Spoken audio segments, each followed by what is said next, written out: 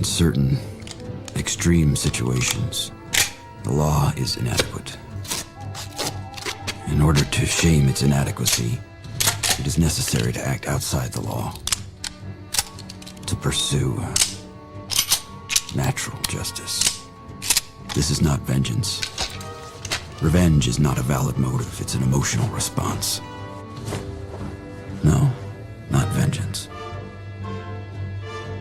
Punishment. Tonight we have a chance to say, yeah, you're right. We're too extreme, we're too wild, we're too out of control, we're too full of our own shit. Or we have a chance to say, hey, fuck you, you're wrong. Fuck you, we're right. Because you have all made it to the dance. Because believe me, this is the dance.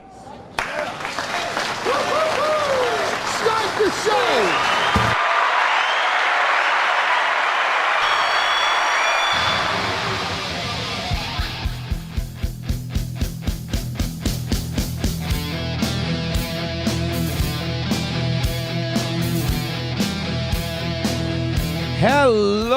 Hello you. Welcome to the show. It's a nice day. You know, I just can't figure it out. I get a comment from James a couple times a week. After the episodes are over, James will watch, he'll watch them back. And he says, Aaron, he says, and he goes, you're blurry. There's something wrong. You're blurry. And I can only see what I see on OBS, what I see on Rumble. And you know what? I can kind of see what he's talking about. I can kind of see it. Yeah, maybe a little. I can see the World War II thing is a little blurry. We can dick around. I'm sure here's what happens. I do like the updates and everything. And after I do the updates, I probably fuck something up. I wouldn't put it past myself. Welcome. Hope you're having a great day. I'm having a pretty good one. Having a pretty decent one. I'm really proud of that morning show. The numbers were spectacular. The peak at 500 on YouTube. The peak was at 400 on Rumble. And I didn't count Kick or Facebook or any of the Facebook streams or anything like that. Thank you. You guys are fantastic. I appreciate it. We did miss by 115. We got it down to a hundo thanks to No Pen 15, Fathead, and Ben. They contributed while they were watching the show later on. And, of course, if you'd like to do that, you can go right in the comment or the description if you're watching later and throw us a couple of bucks. But we missed by that much. You guys, the evening show people, are over from last week by $10. So we're starting at 190 today. And just here's the offer. We got that 100 hanging around. We can still have a perfect week. We just got to pick it up at some point. If you guys knock out to 190, we'll do the overtime, obviously, but if you knock out this morning's, we'll give you an hour. We'll do a 3-hour show today. We got plenty to talk about, plenty of stuff going on. And I made the news again. You know, I've been talking to people to get back in the old business, right? And they keep saying, this doesn't matter. This case thing doesn't matter. We're still, we're looking at how we can make this happen, blah, blah, blah. I have watched more radio companies report the good news on this plea thing, and then I have heard from radio people who are talking to me more than they used to since the plea information came out. And I'm like, I'm starting to think these guys might have been bullshitting before, and they were like, we want him back. But, we want it back in the right, this thing's got to go well. Let's not stress him out. Let's not hurt his feelings, but we're keeping an eye on it. So give it a little time. I think we've got till, April 10th to work out the finer points. We will do that. And I think this bad boy is coming to an end. I could tell you why I think it's coming to an end, but I don't want to jinx anything. I don't want to spoil anything. I just know that I feel good, and that's it. That's it publicly, I should say. MN Vikings with 199 says, saw you on WJON for good reasons this time. Yeah, local radio, local news radio covering this. Former St. Cloud radio host may not be headed for trial. The guy who reported this is I think, operations manager or program director over at Town Square Media here in town. Paul Shea, also a classmate of mine. I graduated high school with Paul.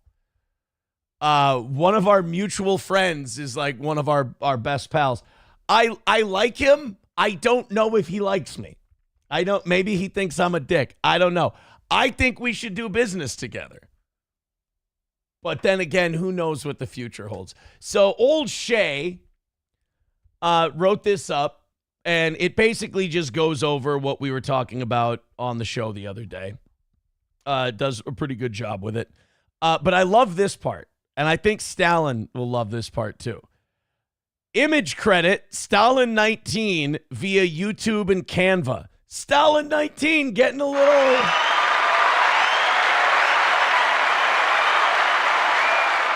Getting a little how do you do from WJON. So good for him. It's a lot of people want to talk to me about it. Privately, I've had a lot of conversations about it, and I've been much more candid on what my thoughts are. But as far as publicly goes, feeling good. Just a lot of horse trading back and forth now. The finer points are good.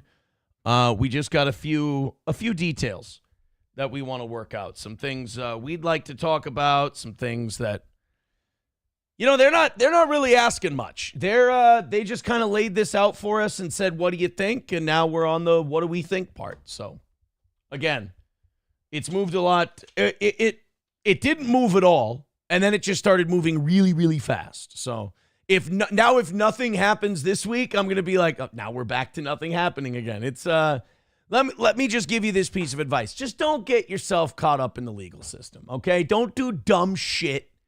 Don't do retarded stuff that gets you caught up in the legal system. It's a pain in the ass. It's not fun. It's just, you know what? It's good for learning lessons if you're introspective. If you have a tendency to take stock of yourself, it's really good for learning lessons. That's, old Mr. Hardway. Learned a lot. But don't get involved in the legal system. Keep your nose clean, behave yourself. Just don't be a dipshit. That's all. My Lost Interest says Stalin 19 gets the WJON bump. The JON bump for Stalin 19.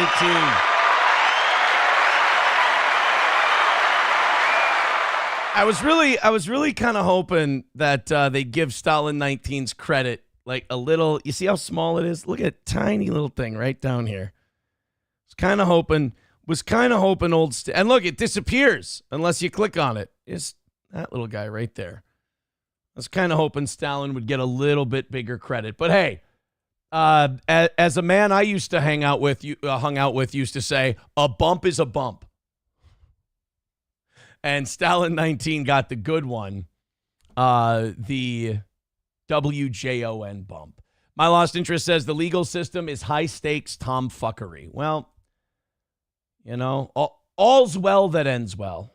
That's what I say. The Final Boss, I love that name, becoming a member for his 4th month, says, I believe in Toe Hendry. Hey, guys, show me how much you believe in Toe Hendry. Throw in a few bucks to that PayPal, Venmo, Streamlabs, Super Chat, whatever.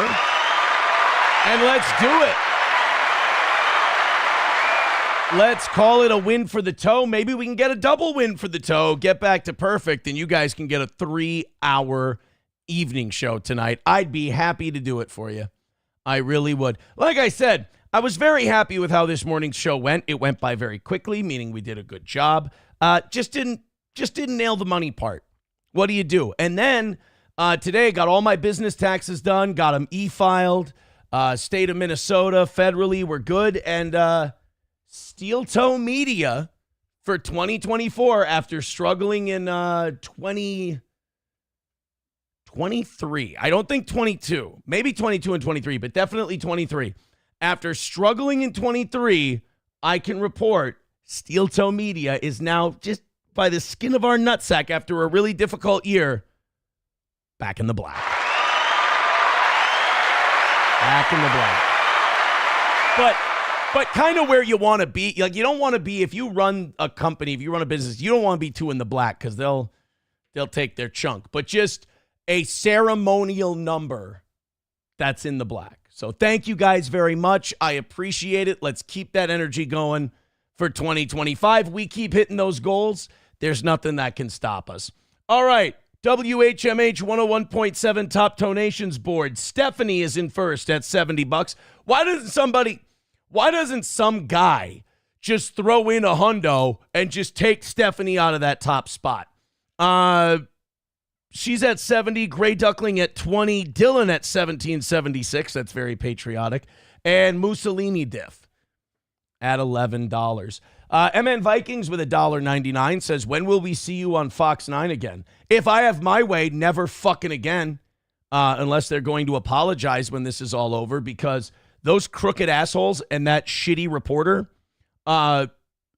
did not contact me until when they called, they knew I was still locked up. They knew I had court and everything else. They didn't reach out afterwards. They just ran with the fucking story, didn't talk to me, didn't ask me anything. I'm going to say they're on the take. I think, Nick's family has money, and I'm going to say they're on the take because they gave Nick a fucking Swedish massage in his news coverage, and his fucking child tested positive for cocaine. So I think there's some, to quote My Lost Interest, some tomfuckery going on there. So I don't have any interest in talking to those fucking leeches and those parasites over at Fox 9. Fuck them.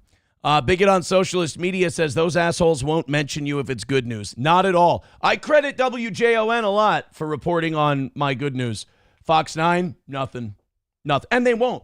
And they won't call me. They won't contact me. They won't get in touch with me. And by the way, I will run all of this back. I will take it all back if I end up being proven wrong. But I feel very confident that full of shit Mickey Mouse Club, crooked news organization, fake news house Fox 9, not as bad as Care 11, but pretty bad. They're not going to contact me. And when it's all said and done, the apology will not be as loud as the disrespect, because I believe that they're in the pocket. I do. I think they are biased. 100%. Like I said, prove me wrong. So 190 away from tonight, 100 away from this morning. Thank you guys very, very much. We got some very interesting breaking news today. And before we get to that, this came out, about 3:30? Before we get to that, I saw that Raw has already posted their episode for today. Now that they're on Netflix, I guess what? It's not live anymore. They can just kind of do it whenever they do it, and then boom, it gets posted up on Netflix.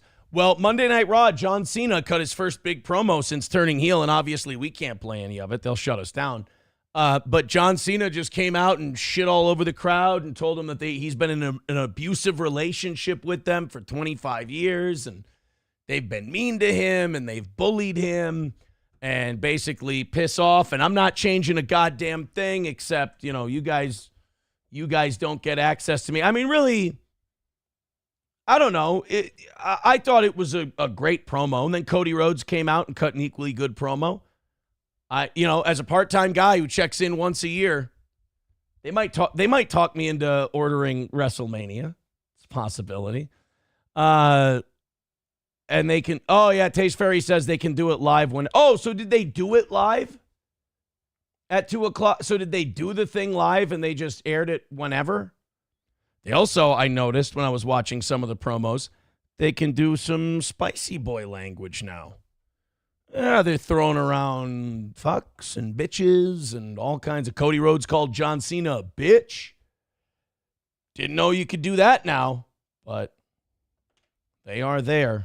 Taste Fairy Ialto says they can do it live whenever now. R-Truth is devastated. I'm a big R-Truth guy. A big R-Truth guy. All right, guys, let's rally up. Let's throw some money in, and let's ease my worries about today and get it all taken care of. Big drops, too. I don't really care about 5 or 10s at a time. If you guys want to do it that way, you can. Didn't work out that way this morning. So let's just go with big hundos and 50s and 75s. Let's just be really fucking irresponsible about things. So Trump came out this afternoon. Let's jump right into it. I gotta dance, man. I gotta be a dancing monkey today because I gotta notch a W. You don't bitch. You don't go, I'm gonna stream for 30 days straight, or I'm gonna bitch and whine and complain and blah blah. If you wanna turn the tide, you gotta give them something. You gotta dance. You gotta shuck and jive. So here we go. Donald Trump today says that the Kennedy stuff coming out tomorrow. Now I don't know what to do because on one hand, I have a rule. I don't believe anything these fucking people say until the shit gets released.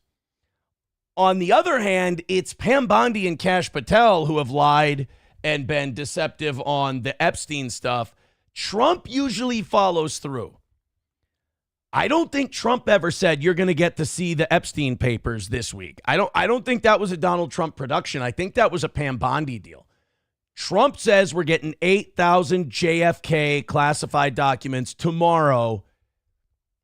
I'm going to fall on the side of I'm looking forward to it. I hope it happens.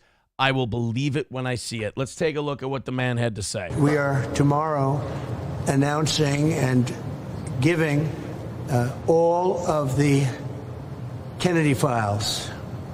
So people have been waiting for decades for this. And I've instructed my people that are responsible, lots of different people, put together by Tulsi Gabbard, and that's going to be released tomorrow. Okay, so he says tomorrow.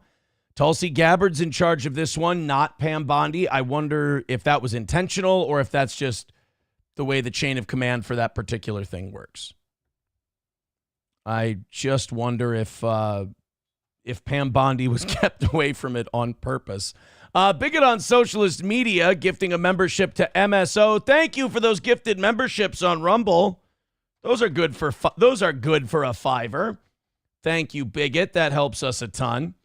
All right. Hey, Hobo, I'm going to time you out for tonight. You seem a little maybe a little drunk or something. I don't know, but just ease up on the aggression level, buddy. I should kill myself? Jesus, dude. Maybe put the bottle down, pal. Jesus Christ. That's, I was watching something on Ethan Klein today, and there's this woman that follows him around and obsesses. She's the one who kind of got the call-in CPS thing started, and I just watched it, and I'm like, maybe I need to start taking a more active role in I never call it a community because that's gay. I just figure it's people who watch the show and then just go off and live their life and do their thing. But that's clearly not it. Some of this shit that's going down with Ethan Klein has kind of opened my eyes, and I'm like, one of these people these days is going to fucking kill somebody. Honestly, this internet shit, it's gone too far. And one of these, because it's not like normal people like you and I. And I'm sorry, I got to pull rank here. Some of us can handle ourselves. Some people are too mentally ill to handle themselves. And I'm kind of starting to notice stuff a little more now.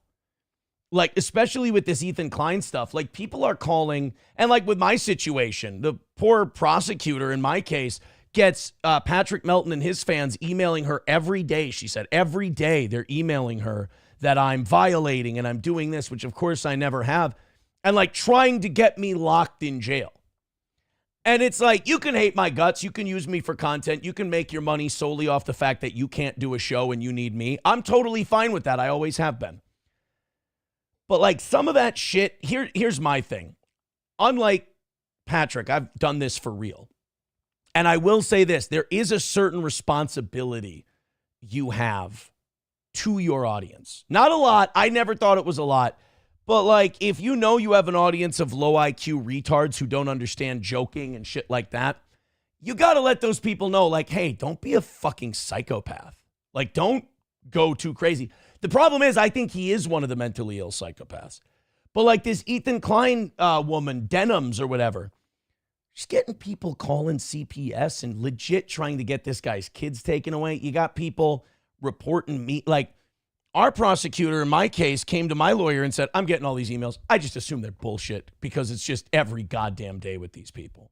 So, like, you're kind of having the opposite effect of what you want to do, but still, there's not much difference between that and then, you know, thinking Aaron, you whip him up into a frenzy. Aaron's this bad, evil guy, or Ethan Klein or anybody, Hassan Pike or whatever. They're this big, bad, evil guy, and something needs to be done to them.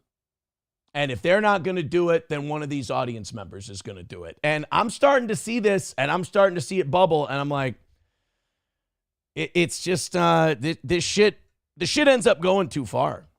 For sure, man. For sure.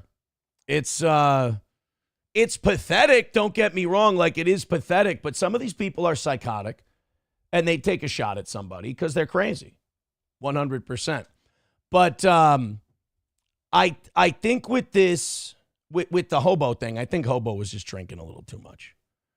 Because, like, going like, you know what, you should quit, Aaron. You should quit your life. It's like, dude. Look, man, if it's funny, it's funny. But, like, if it's that, it's just like, hey, man, you need to take a break. Like, I'm just going to give hobo a break from the internet for a second because he kind of needs it. That's a little weird. Clopogram says, I speak to Elvis every day, and he tells me what to do all the time and what to eat and who I can talk to. Oh, well, that's fine. No, I'm talking about crazy people. I'm talking about crazy people, not you, Clopo. You're totally fine. Bigot on socialist media says, I wonder what their life would be if they obsessed over getting some sex instead of hate jerking it to steel toe. Oh, they'd be in jail for grape. Patrick's people? For 100%. It's almost healthier that they focus on me because otherwise some like really innocent person might get hurt. Yankee says you can't expect the dabble fags to really understand the scope of slander and defamation of character. You can't expect dabble people to understand anything other than ugh rock. That's about it. Fuck you, dude, becoming a member for 29 months. Says, good Lord, that hairline is tragic and that waistline is expanding. No, you know what, guys? It's totally fine. I'm having a great day. I'm still hungover from Saturday. We missed by 100 this morning. I've still got hangover sweats on my arms. All this stuff, so kind, so nice. I appreciate it. It's the nicest thing. Monica says, I sent that Fox lady all the clips about Nick. She never responded and took her request off Kiwi Farms. So much for reporting the facts. Oh, yeah, they're 100% they're in the tank, Monica. You're 100% correct, for sure. JH, we're good on the TV stuff today. Good Lord, I don't care, JH. All right, let's go to this Ethan Klein thing. 185 away from today. Let's make a move. I'd like to make a lot of money tonight. Who wouldn't like to make a lot of money tonight, right? So let's throw a bunch in, and let's not, at the very least, let's not fall any further behind this week today to start the week. Oh, boy. So let's go to this thing. You talk about missing the mark. So there's this chick Denims, and she's the one who got her audience got CPS, or her audience called CPS, and said that Ethan wasn't cleaning up his pet's shit, and his kids were eating it and getting sick. Now, this is obviously nonsense, but like, what has Ethan Klein ever done to justify something like this happening? Nothing. He's done nothing.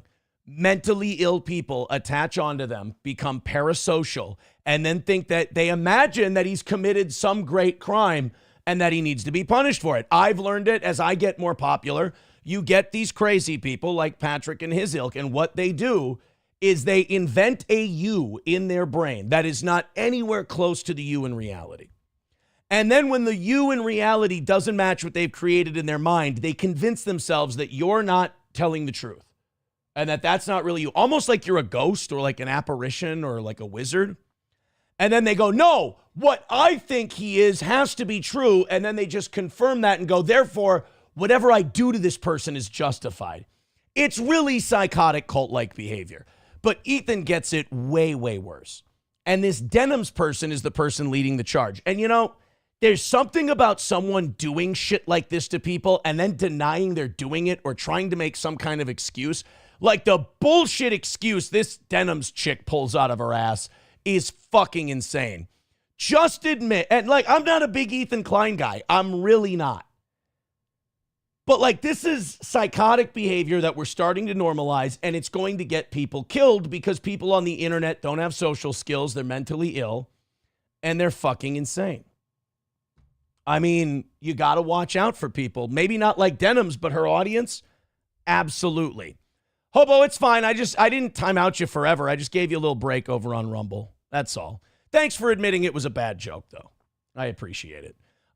So this Denims, she does this technicality shit, and I fucking hate it when people do this. Ethan is 100% right. Her audience is in her chat, planning to call Child Protective Services, claiming all this stuff about Ethan's children eating shit and getting sick. Well, because Ethan posted select clips from her chat and not the entire chat, she acts like it's some kind of win. This is the problem with arguing to internet people to their face. Don't ever do it. These people have convinced themselves that they can do whatever they want to you. They're psychotic. You just got to point out their psychotic behavior and ignore their response because they're fucking crazy. Listen to what this chick does to justify her audience calling CPS and reporting Ethan Klein. This is a live feed of the So chat. over here, this is all the stuff they wrote in the chat about calling CPS. This is her live chat up here. This isn't edited. What about the top right? I thought these were No, it's selected. this. I think when you full screen it. No, this is an edit. It's a cutout of the full chat. It's just enlarged. Oh, there, really? Over the screen, yeah. So that's it. He's like, yeah, I took a cutout of the chat. So those messages exist. Those messages are real. All of those people were planning to call CPS, and they did, and Ethan had to deal with the CPS bullshit. Now, because this Denims chick wants to have it both ways, she wants to hate Ethan Klein, but she wants to have zero responsibility for anything that happens because of her. She's going to make some insane cope up about how, well, if Ethan didn't show the full chat, then what he's saying that's correct doesn't count because it wasn't the full chat. There's always, with these internet psychos, a moving of the goalpost so that they never have to look in the mirror and realize they're a giant piece of shit. Patrick's kind of the king of it too, because he'll say something about his dogs or whatever, or him, something very minimal, or that he was a cheerleader. He was a male cheerleader. And that'll be embarrassing. And he'll go, hey, but you didn't play any clips. You didn't play anything. And he'll yell and he'll throw a fit and his audience will parrot him. And it's like, I don't have to, dude. It's just a fact. You did that shit. But you didn't promote me and play a bunch of my shit. Why would I? You're a creepy dude. I wouldn't do that. So they live on these technicalities to deny the fact that the person is telling the truth. And then they find this little technicality. It's a very autistic, mentally ill thing. And then they go, well, there, I'm in the clear.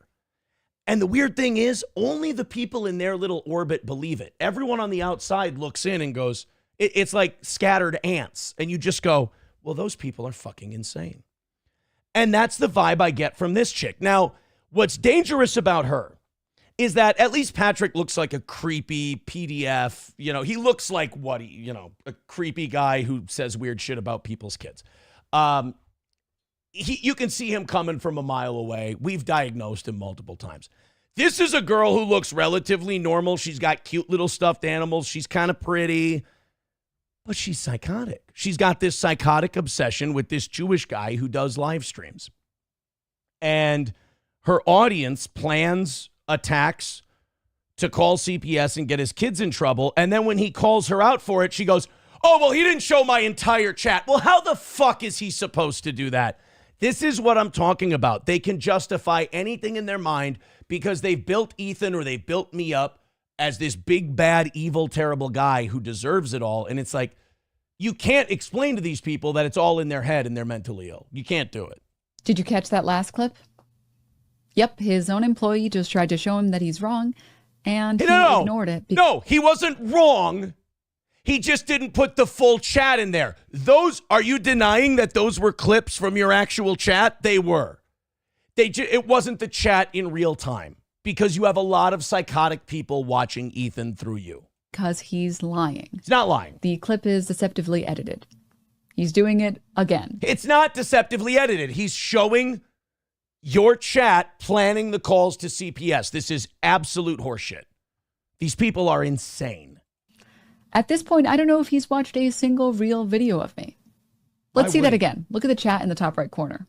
He has kids, and his kids like crawl into the dog shit. And Love made a good point. You said, "Is this every comment?" I believe this is a live feed of the chat. This isn't edited. What about the top right?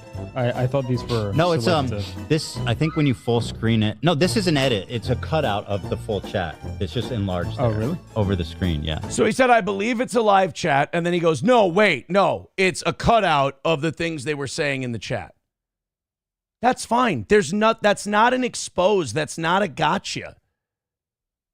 That's Ethan showing that you did what he said you did, and you're doing this weird mentally ill cope thing where you go, well, he said one thing out of place. So even though he was absolutely right and he nailed it on this, it doesn't count because I caught him making a minor slip. It's fucking retarded, and it's why you can't address these people directly. They're almost, it's kind of brilliant. They form a cocoon of their own mental retardation. It's actually kind of impressive when you think about it. Fuck you, dude, with 20 bucks says, here's a twanner to make you feel better, bud. Thank you, fuck you, dude. That does make me happy. Look at fuck you with the 20. And then we got Hobo with his 5. Thank you very much, bud. That knocks us down to 165 for tonight. Thank you guys very much. Keep her going. And we're going to have this thing taken care of in no time. In no time. Let's see what everybody thinks here. Jordan Peterson warned Ethan Klein if he teamed up with Hassan Piker, it would be a bad idea. Oh, is that where these psychos came from? Did these psychos come from Hassanville? So Ethan broke with Hassan because he's like, Hassan's nuts. Like Hassan Piker legitimately takes terrorist side in everything. Like he's interviewed pirate lords and shit. Like he's a lunatic. So Ethan broke with him, and now is it like all pro Hassan people now that are, it's nuts. JH says Aaron Denhams is a Hassan Piker follower. That's why she got her audience to call CPS. That's insane. I tell you what, man, I'm sure Ethan, hey, if the goal was to make Ethan regret working with Hassan Piker, I'm sure he regrets that now. Triple N says you seem heated on this issue. Well, I just nail it on this issue every time. I'm absolutely right. People see it. Most people see it my way, but they don't want to say anything because these people are fucking psychotic. They're nuts. So yeah, okay. So the Denhams person is a Hassan Piker person. That makes a shitload of sense. Aaron, what did you expect? They follow attack orders from Hassan Piker. And like Hassan Piker will cope out of this by going, I didn't tell anyone to do anything. I didn't tell anyone. Let me tell you something. If there ever came a time where one of my fans was doing something like that, you're gone. Like you're out of here. I don't need you. If you're going to call if you're going to call CPS on people's kids and you have no reason to, if people are like, yeah, let's try to get this guy in a lot of trouble with this, that, or the other thing.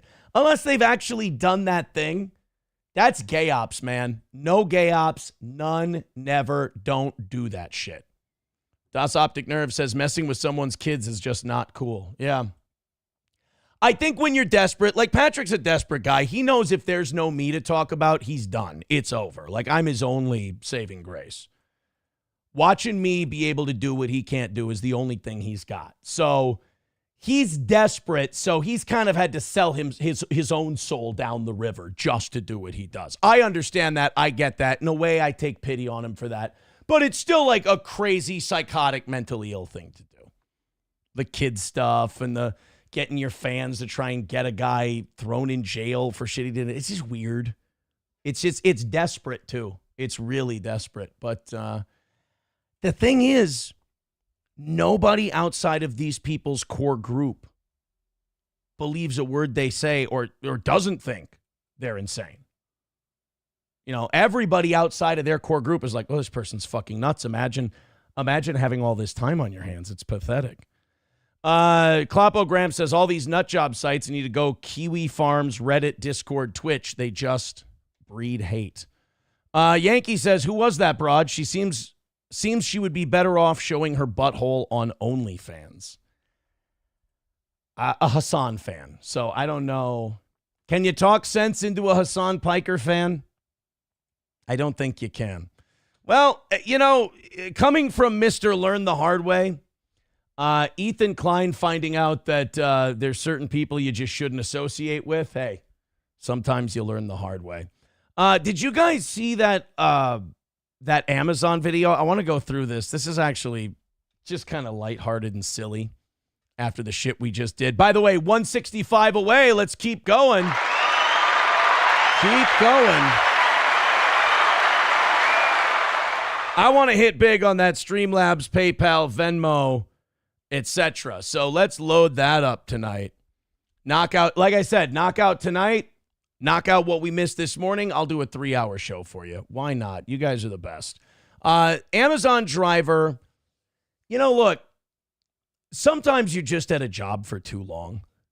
Sometimes you just been doing something past your breaking point and you're almost on autopilot because you're collecting the check. It's paying your bills. You've grown accustomed to the lifestyle and you're just like, hey, this is what I do. But underneath, it's all bubbling up. And you might be a day or two away from just completely snapping and just fucking losing it. We have an Amazon delivery driver who's had it with one particular customer. And thank goodness that customer has a Ring doorbell. Let's check this out. This is Alex Stein actually posted this. I've been waiting on this day to tell you how much I hate this fucking house. The waters, all the shit that you order, all of the shit, I hate it. I hate this house. I hate that you order shit. You are the fucking laziest fucking house in this whole goddamn neighborhood. All right. Now wait. I don't want to ruin someone's great rant. Who am I to stop them from, venting their frustrations? But you chose to do a delivery job at a time where the economy is becoming more and more dependent on delivery people. You chose to do a job that was, before you started working there, the world was trending in that direction. Especially through, if you didn't quit through COVID, I think this is a you problem, not a them problem. You deliver in a delivery economy. This is, I hate to say you asked for it. This is kind of like the Ethan Klein thing.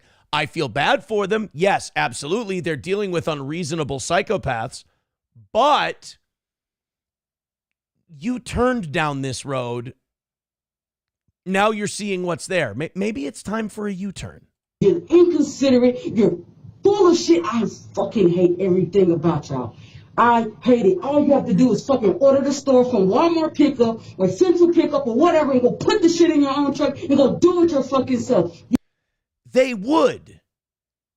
But it's so much more convenient to just make you do it. Do you understand? Do you understand that your very existence makes it so they don't have to do that? Do you recognize the catch-22 that you're in right now? Okay, Walmart has a service where you can order your shit, get in your car. You'd have to put on sweatpants instead of underwear. You got to drive there. They'll load it up into the truck, and then you drive home. Okay. Or, and hear me out, or you can have the fat black lady that drives the truck for Amazon bring all the boxes right to your house. You never have to put on pants. You don't have to get out of bed. Do you see how maybe your existence in this whole thing causes this to... It's a terrible paradox that you're caught in. I mean, you hate them for ordering all that shit. It's a heavy route. It's a bunch of heavy boxes. You fucking hate it every day. But they do ensure that you're going to stay employed. You are the laziest sons of bitches ever. And then people bring this shit. We break our backs, we break our necks, we break our nails, we break everything. All right. When you start with we break our backs and we break our necks, no real need to throw nails in there at the end. I mean, the back and the neck part, that's really bad. When you then go nails, start with nails next. We break our nails. I mean, people aren't going to have a lot of sympathy for you. Who gives a shit? Don't get fake nails when you do that kind of a job. We break our nails. Okay. We break our backs. Wow, that sounds painful. We break our necks. Why are you you're lifting wrong? If you're an Amazon driver and you're breaking your neck, something's off with the way you're delivering these packages. I bring you this shit, and you're ungrateful as fuck. I hope you know that. Well, they do now. Uh-oh. Oh, no. And then they've got another one, and it's a motorized handcart. All right, you know what? I'm going to go with the driver on this one. This is a little out there. Jesus, every day you've got shit like that. You don't go to the grocery store ever. See, this is the problem we're having. This is a serious problem. We've got to stop ordering everything online. You got to go out to the grocery store. You got to talk to people. You got to go out to Walmart or Target once in a while. You got to be in front of people and see them, or you start to lose your humanity a little bit. There was a poll that was taken recently, and it said since COVID, people have become ruder to each other. That's what the people who took the poll felt. It's true. We're isolating ourselves. Human beings are not meant to be isolated. We thrive in a community.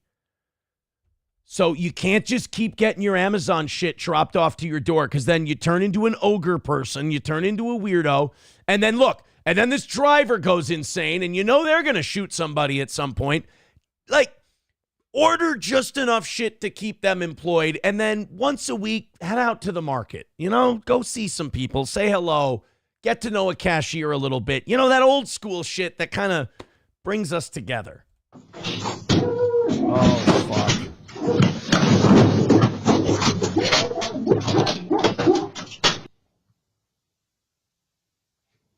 I'm fine with that.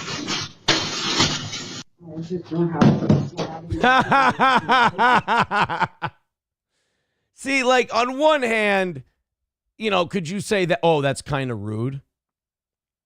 Yeah. That's kind of rude. But also, at the same time, honestly, when is enough shit enough shit? I dropped it off at your front door. I'm leaving now. Leia with $5 says, sorry, the morning show audience was crappy for you today.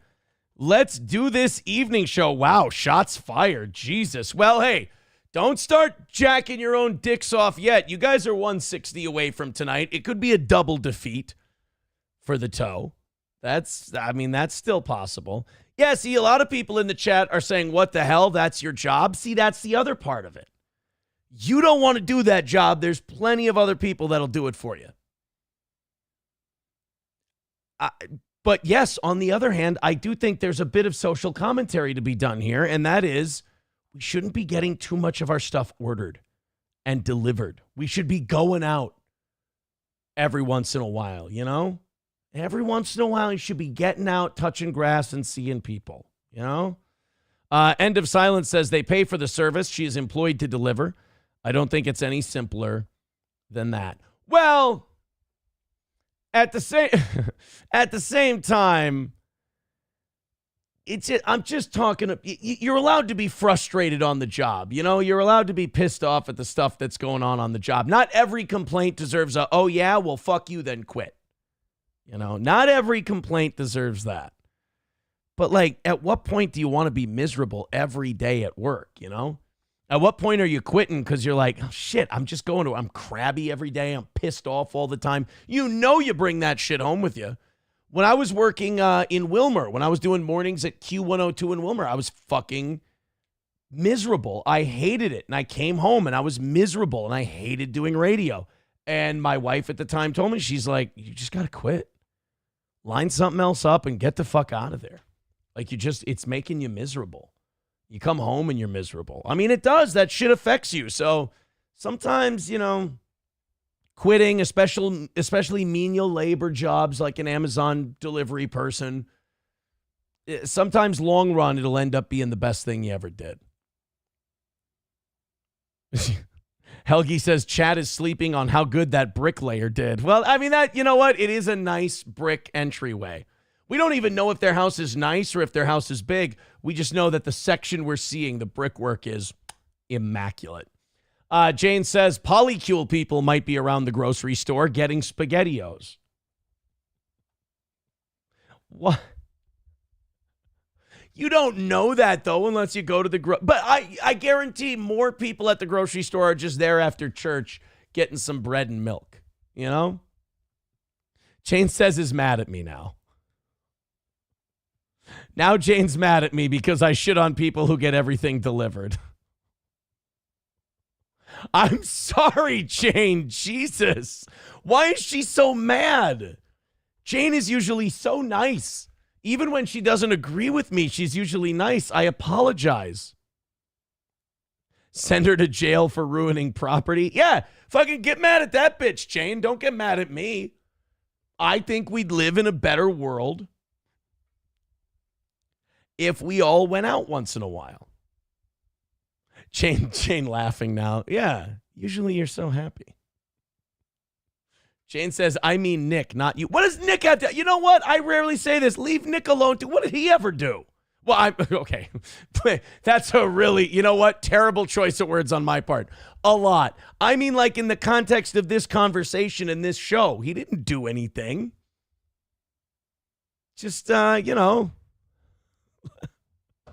Thank you very. Hey guys, guess who just decided to drop $100 and take over first place? That's right. You know her, you love her. She's the absolute best. Our girl, Crunchy. And I just want to say thank you for making it happen. Thank you. There you go, guys. 60. Yeah, now people are saying in the chat, oh, what did Nick ever do? Let me list it. That's not what I meant. That's not what I meant. I meant like in the context of this conversation, I think we can leave the guy alone. Shane says, I hate Nick. Whoa, let me tell you what Nick did. It's okay, guys. It's okay. I love the way my life is going. The further away my life gets from him and that, the better off things are, which I'm sure is true for everybody who's distanced themselves from that person, you know? But, I mean, he's not doing so great. He's still imagining that I consumed his stuff. I mean, he still wants that to be the case. It's not much you can do with a guy like that. Leia says, does he deserve to be left alone, though? I mean, unless I'm responding to something he said, I really have no reason to bring the guy up. I mean, like I've said many times before, he's in a hell of his own making, and that's, you know, to me, punishment enough. I just can't believe he's dumb enough to just keep going out publicly and saying stuff. It's like, dude, you're making yourself look gayer and weirder. Stop looking gay and weird. Your parent, you know, you've got money. Well, your parents have money. Live off that. You gave it a shot. You tried your best. You had a good run for like a year and a half, 2 years. Now, enjoy. Because this internet shit, you don't enjoy it. You don't. You're going to have a fucking mental breakdown. You're going to go to the funny farm instead of jail. No Pen 15 with $2 says, damn, Crunchy, where you been hiding? All right, hey, can we not get the reputation as the show that as soon as a girl shows up, we lose our fucking ability to think straight? $60 away from tonight's goal. Thank you guys very much. Very close to a W. Let's finish it off, and then you guys can get to work on the hundo from this morning. Keep us on our 6th perfect week, and I'll give you an extra hour of overtime.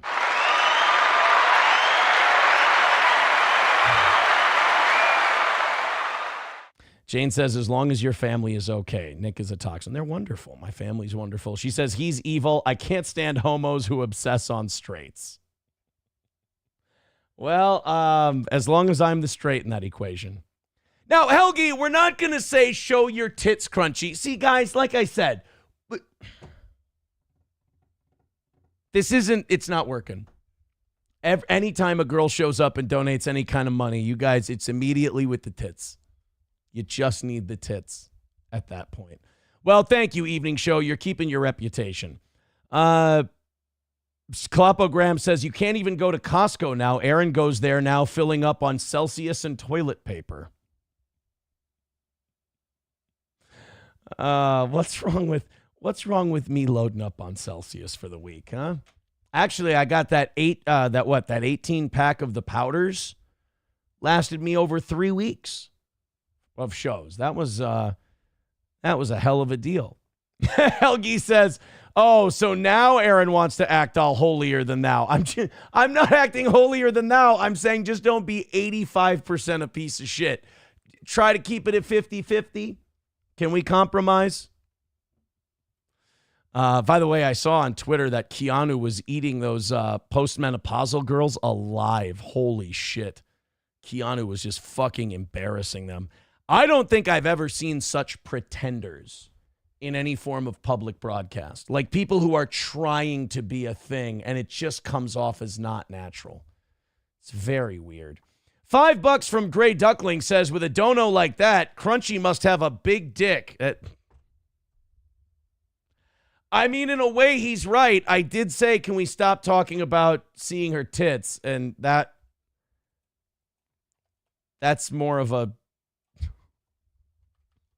And then there's my lost interest. He goes, I've seen them. They're real and they're spectacular. God damn it. I'm not going to win this, am I? I'm going to lose this. I'm losing the fight I picked. Deutsch Chad says, Crunchy OnlyFans when asking for a friend. This is not. Kraken Slappin says, show us your tits, Aaron, is what Nick is thinking. Now you guys are just being dicks to two people who didn't do anything to you. Jesus Christ. Thank you, Gray Duckling. Thank you, No Pen 15 Fathead. We are $55 away from tonight's goal. Thank you guys very much. You've done great. Keep going. And we might do a 3-hour show tonight. Thank you so much. Hey, you know, there's this, there used to be this thing where if you wanted a clean environment, you would encourage people to get electric cars. Like if you wanted to fight climate change, you would tell people get, what was the Toyota one? A Prius back in the day, or get a Tesla, right? You get a Tesla, you're helping the environment, you're chipping in for Mother Earth. Well, this weird thing happened. Donald Trump got elected president, and then the guy who runs Tesla wanted to save you a bunch of money on your taxes by eliminating waste and fraud in government spending. So now those same people have decided that the environment is fucking gay and Teslas all need to burn.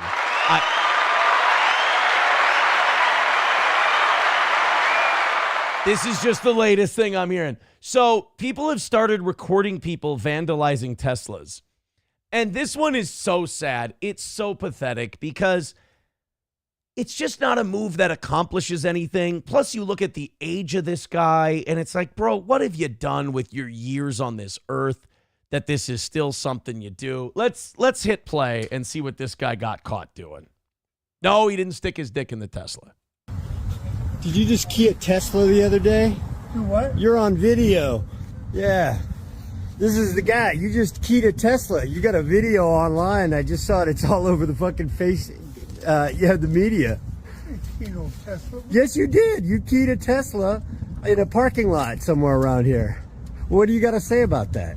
I didn't do that.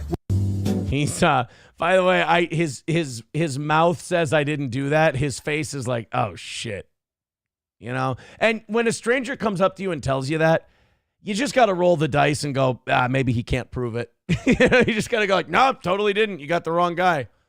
Unfortunately for this fella, this guy's got tape. Now, let me preface this by saying, I think the guy coming up and confronting him is kind of a little douchebag too. I don't like that this is where the culture's going, this confrontation culture where we film ourselves. It's kind of more of that look at me, look at what a good person I am shit. And if you have to do look at me, look what a good person I am, you're not a good person. Also, if you do that look at me bullshit, you're doing it for the clicks and views on confronting the guy, not on doing the right thing. So I don't like people who key cars. I think it's one of the shittiest, pussiest, bitch-made things you can do. And doing it for political reasons is even gayer. And doing it for political reasons when you're old and gray is one of the saddest wastes of a life I think I've ever seen. You're not a happy person if you're in your 60s or 70s and you're keying a Tesla because you don't like the president. Bro, you were alive during segregation. You can't be this mad over a guy cutting some spending. Well, maybe he wasn't very mad at segregation. That might... Maybe when he was a kid, he liked having his own water fountain.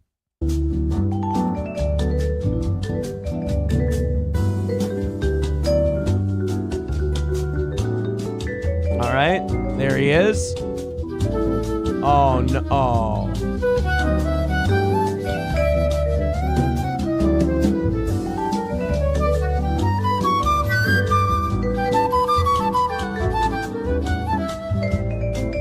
Oh, you're on video. Oh, you fucking dick. And you know what the worst part is?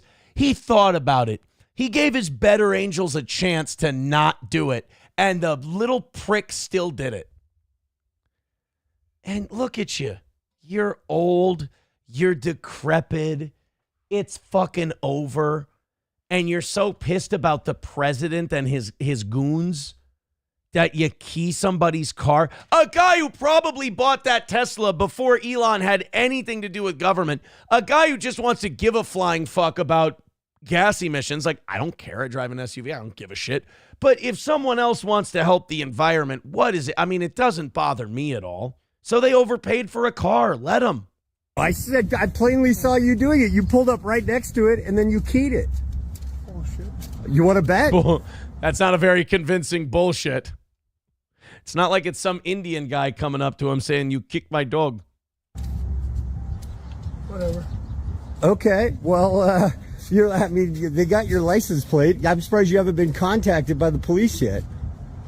Let him do it. I mean, what do you have to say? I mean, I saw you do it. I'm just curious. I mean, just because of Elon, you're wearing a USA t-shirt, driving a Korean car. Why would you key an American car? The guy's probably a Democrat that owns it. I think it's a woman. I mean, I'm just curious why you did that. You just don't have anything to say about that? Neither one of you guys do? Nope. Okay. You're handicapped, too. I mean... Well, geez, pile on the poor guy. You've got cirrhosis of the liver. You've got calcium deposits in most of your joints, so sparring is out. You've got arthritis in your neck. Your knees are all fucky. This is just kind of ridiculous.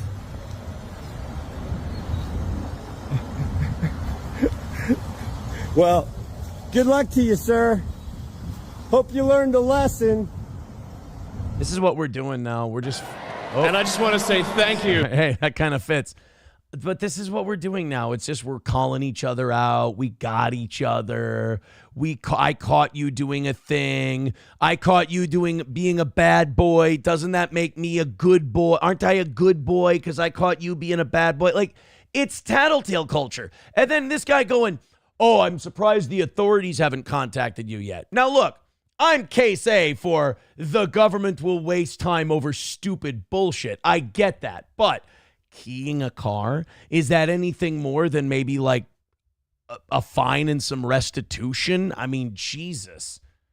He keyed a car. He didn't curb stomp the person who owned it. I mean, a ticket, give him some money for the repairs, whatever. We're good. Let's move on. Like that, I feel like the cops more and more now are becoming daycare employees where they're telling grown men, hey, why don't you just go that way and you go that way and let's forget this whole thing ever happened. Let's have another cup of coffee. Let's have another piece of pie.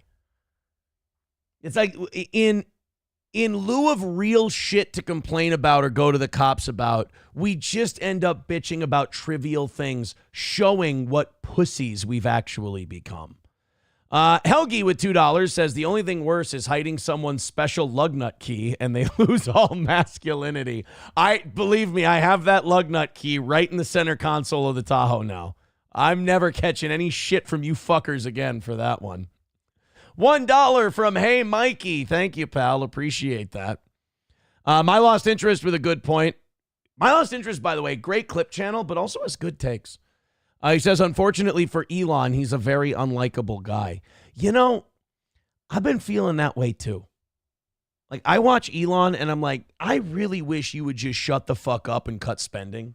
Because I really get tired of, it's easy to defend you when I hear he's cutting the waste in Social Security. He's taking away the credit cards that government employees are spending frivolously on. Like, there's thousands more credit cards than there are employees. It's bananas. And they're being charged on. So, yeah, do all that shit.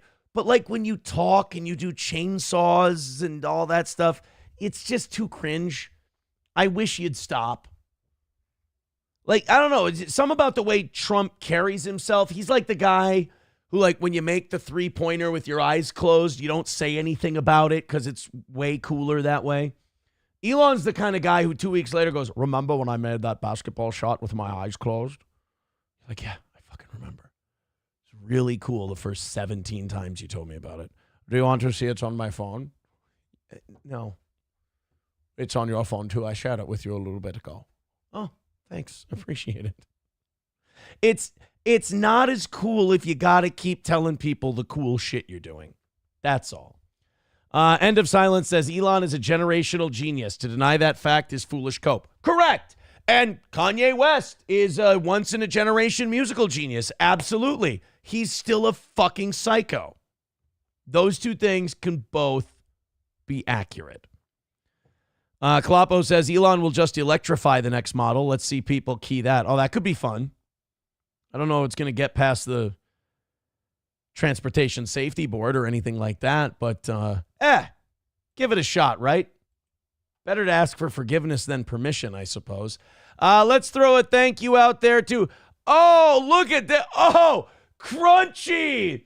Dunking on everybody. Got a couple drops for Crunchy here. They are afraid. Not only that, but also... But I'm afraid I've got some bad news. Crunchy has hit the goal. Thank you so much.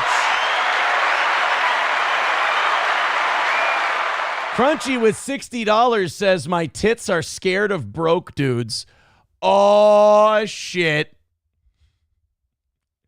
Crunchy is tired of you guys talking about her tits and being broke. You better have a couple of bucks if you want to talk about Crunchy's tits, my friends. All right, guys, you guys have earned your first leg of overtime. Now you're $100 away from claiming another overtime, which would be the morning show's overtime. So we'd be right back on our path to 6 straight weeks of perfection, and also you guys would get an extra hour and you get to take it from those fucking morning show people. Thank you very much, Crunchy. That is incredibly generous of you. Appreciate it, guys. You are home for the evening show, and again, just 100 to take the morning shows. And you got until 8:30 to do that, because remember, you've already got your overtime for hammering out the evenings. Thank you, guys. Unbelievable, this evening show. You guys just kind of get the vibe that you're carrying the whole fucking operation around here? The whole goddamn operation. You know, those morning show guys, they had great mornings Tuesday and Wednesday last week. I mean, just knocked it out in no time. But Monday and Thursday, they were a little chippy, you know? You guys, every fucking night, it's just boom, boom, boom, boom, boom. You know what's a rare thing for the evening shows? Is for us to hit the 5-minute mark and need anything. That's a rarity. Leah says, yeah, but do we need to keep bailing them out? No, not at all. That's why we offer the extra 30 minutes for you. If you want to, you can. We'll give you 30 minutes. We'll give you an extra hour. But if you don't want to, yeah, fuck them. Make them pay their own extra.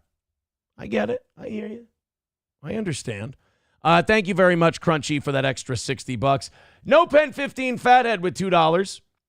Says, fuck Crunchy, where's my baby girl Grinch girl? Oh, boy. Atomic Ray says, always, at sometimes, boobs are the focus. Yes, of course. It's just weird that a woman says the word tits and attaches a $60 donation to it, and our audience just can't put their eyeballs back in their heads. Jesus. Hey, I thought this was really funny. This is something I think that happened right around the time we were signing off this morning. So, you know how the Democrats are trying to literally, we were watching that clip this morning of Mika Brzezinski, and she was saying, who can the Democrats get to talk to people? That was her whole thing. The Democrats don't have anyone they can send out to talk to human beings. They're saying Chuck Schumer isn't it. Nancy Pelosi isn't it. They keep going through this list of people, and they're just like, you know, do you know what a fucking problem your party has when you can't even find someone to literally go out and talk to human beings when your whole job is based on communicating ideas and concepts to human beings? Guys, it's getting bad. And then the Democrats' approval ratings came out this weekend. It was 27%. It was like their lowest ever. You know, they're down there with pickled herring. Actually, pickled herring might be doing better than Democrats, right? I hope not. I hope we live in a proper country, but probably.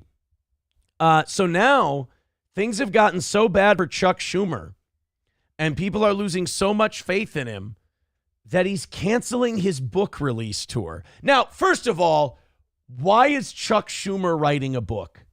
It had better be a cookbook, because if it's about politics, this motherfucker's been in there for 50 years and hasn't done a goddamn thing. So I don't really think we need to hear his thoughts on how to govern properly.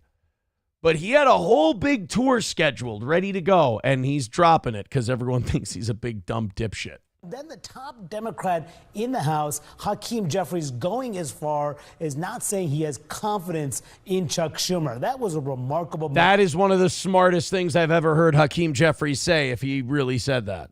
That's a good Hakeem Jeffries judgment. Moment on Friday. Now, we have learned that Schumer and Jeffries did meet behind closed doors yesterday in Brooklyn. Right, because they can't talk to people. Like, that's the problem Democrats have had for a few years now. Really, I think Trump kind of exposed them on this. It was, remember the Hillary, Bernie Sanders stuff where she basically stole the primary from him and, like, rigged it against him? That was when it was kind of exposed that, hey, you know, you may not like Trump. You may disagree with him. You may think he's crass or whatever. But, boy, he just goes out there and talks to people. He goes out and does rallies. He goes out and does the debates. Hillary and the Democrats, it seems like they do a lot of backroom dealing, a lot of fucking people over, a lot of clandestine shit. I don't know if we can trust these people. And it's only gotten worse since then because the Democrats don't run based on, hey, people really like this person and they like what this person has to say. Democrats run based more on, it's this person's turn. You know, they're kind of like the Communist Party where they're like, this guy's been a loyal party member. Let's reward him with, you know, some kind of thing. He's carried the water. He's done what he's told. Let's make him or her the next big thing. Instead of listening to the people and going, what do the voters want?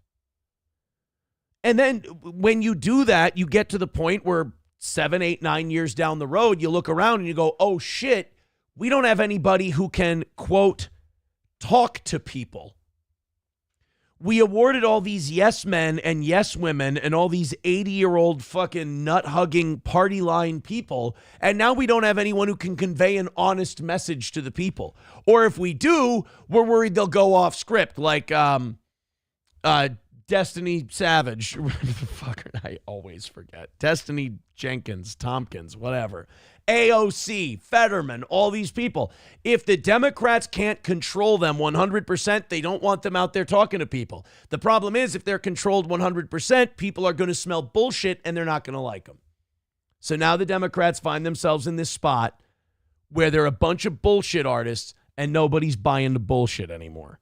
To get back on the same page. They have huge and consequential fights ahead, but the backlash from the left is real. In fact, Wolf, Chuck Schumer is scheduled to do a book tour in a number of cities on a book that he has authored on anti-Semitism. He has just canceled that book tour, we are learning, because of protests that were scheduled from activist groups who wanted to go after his decision to agree and allow the government funding bill to go forward to avoid a government shutdown.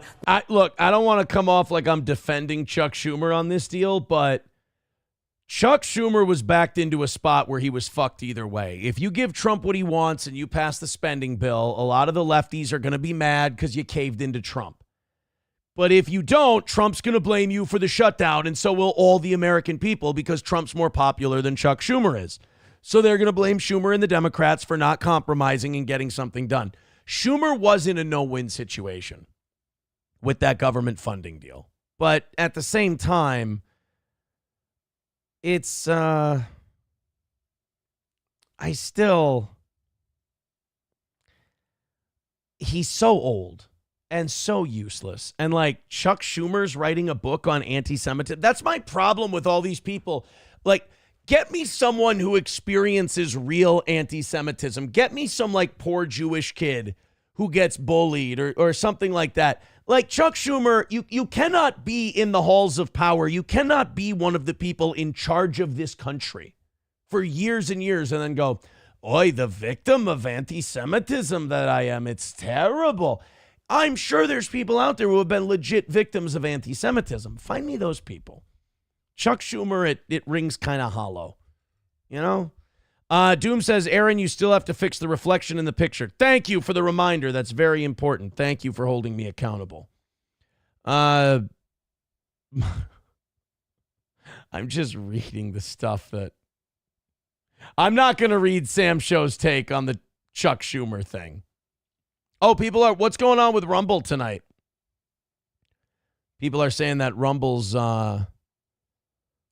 having problems today. Oh, no, Doom, we already went over the WJON article. Oh, they put it on 98 Country, too? Oh, I'm more than famous. Yeah, you know, this is nice. This is the first local media that's reported on the positive stuff of this. I appreciate that. Unlike those lying cunts at Fox 9. Yeah, we went through that at the beginning of the show. Town Square Media is putting that on all of their platforms. I appreciate that. And that's all I can say. That's all I can say. We're just, the sunshine gets brighter every day, I suppose. Shut up. I'm not, there's only one person who can fuck this thing up on the goal line. All right? There's one person who can fuck this thing up on the goal line. This guy right here. Doom Clone says, I was late. I hate the new time. My bad, though. Oh, no. Post away. Post away. What's the worst that can happen? We look at you and we go, we already did that. You feel a little red-faced for a second. None of us can see you. It's fine. I will say this, Doom. We've already hit tonight's goal, and we're already working on knocking out the 100 we missed from this morning. I'm offering the evening show crowd a whole hour of overtime if they knock out both of them. Thank you guys very much for your generosity this evening. Luigi is back in the news, not because Bill Burr keeps fucking drinking his jizz. By the way, Bill Burr just getting a lot of shit. I really just haven't been watching the clips. It's always the same thing. Bill Burr does dude, the thing is, like, I'm fine with him murdering people, you know?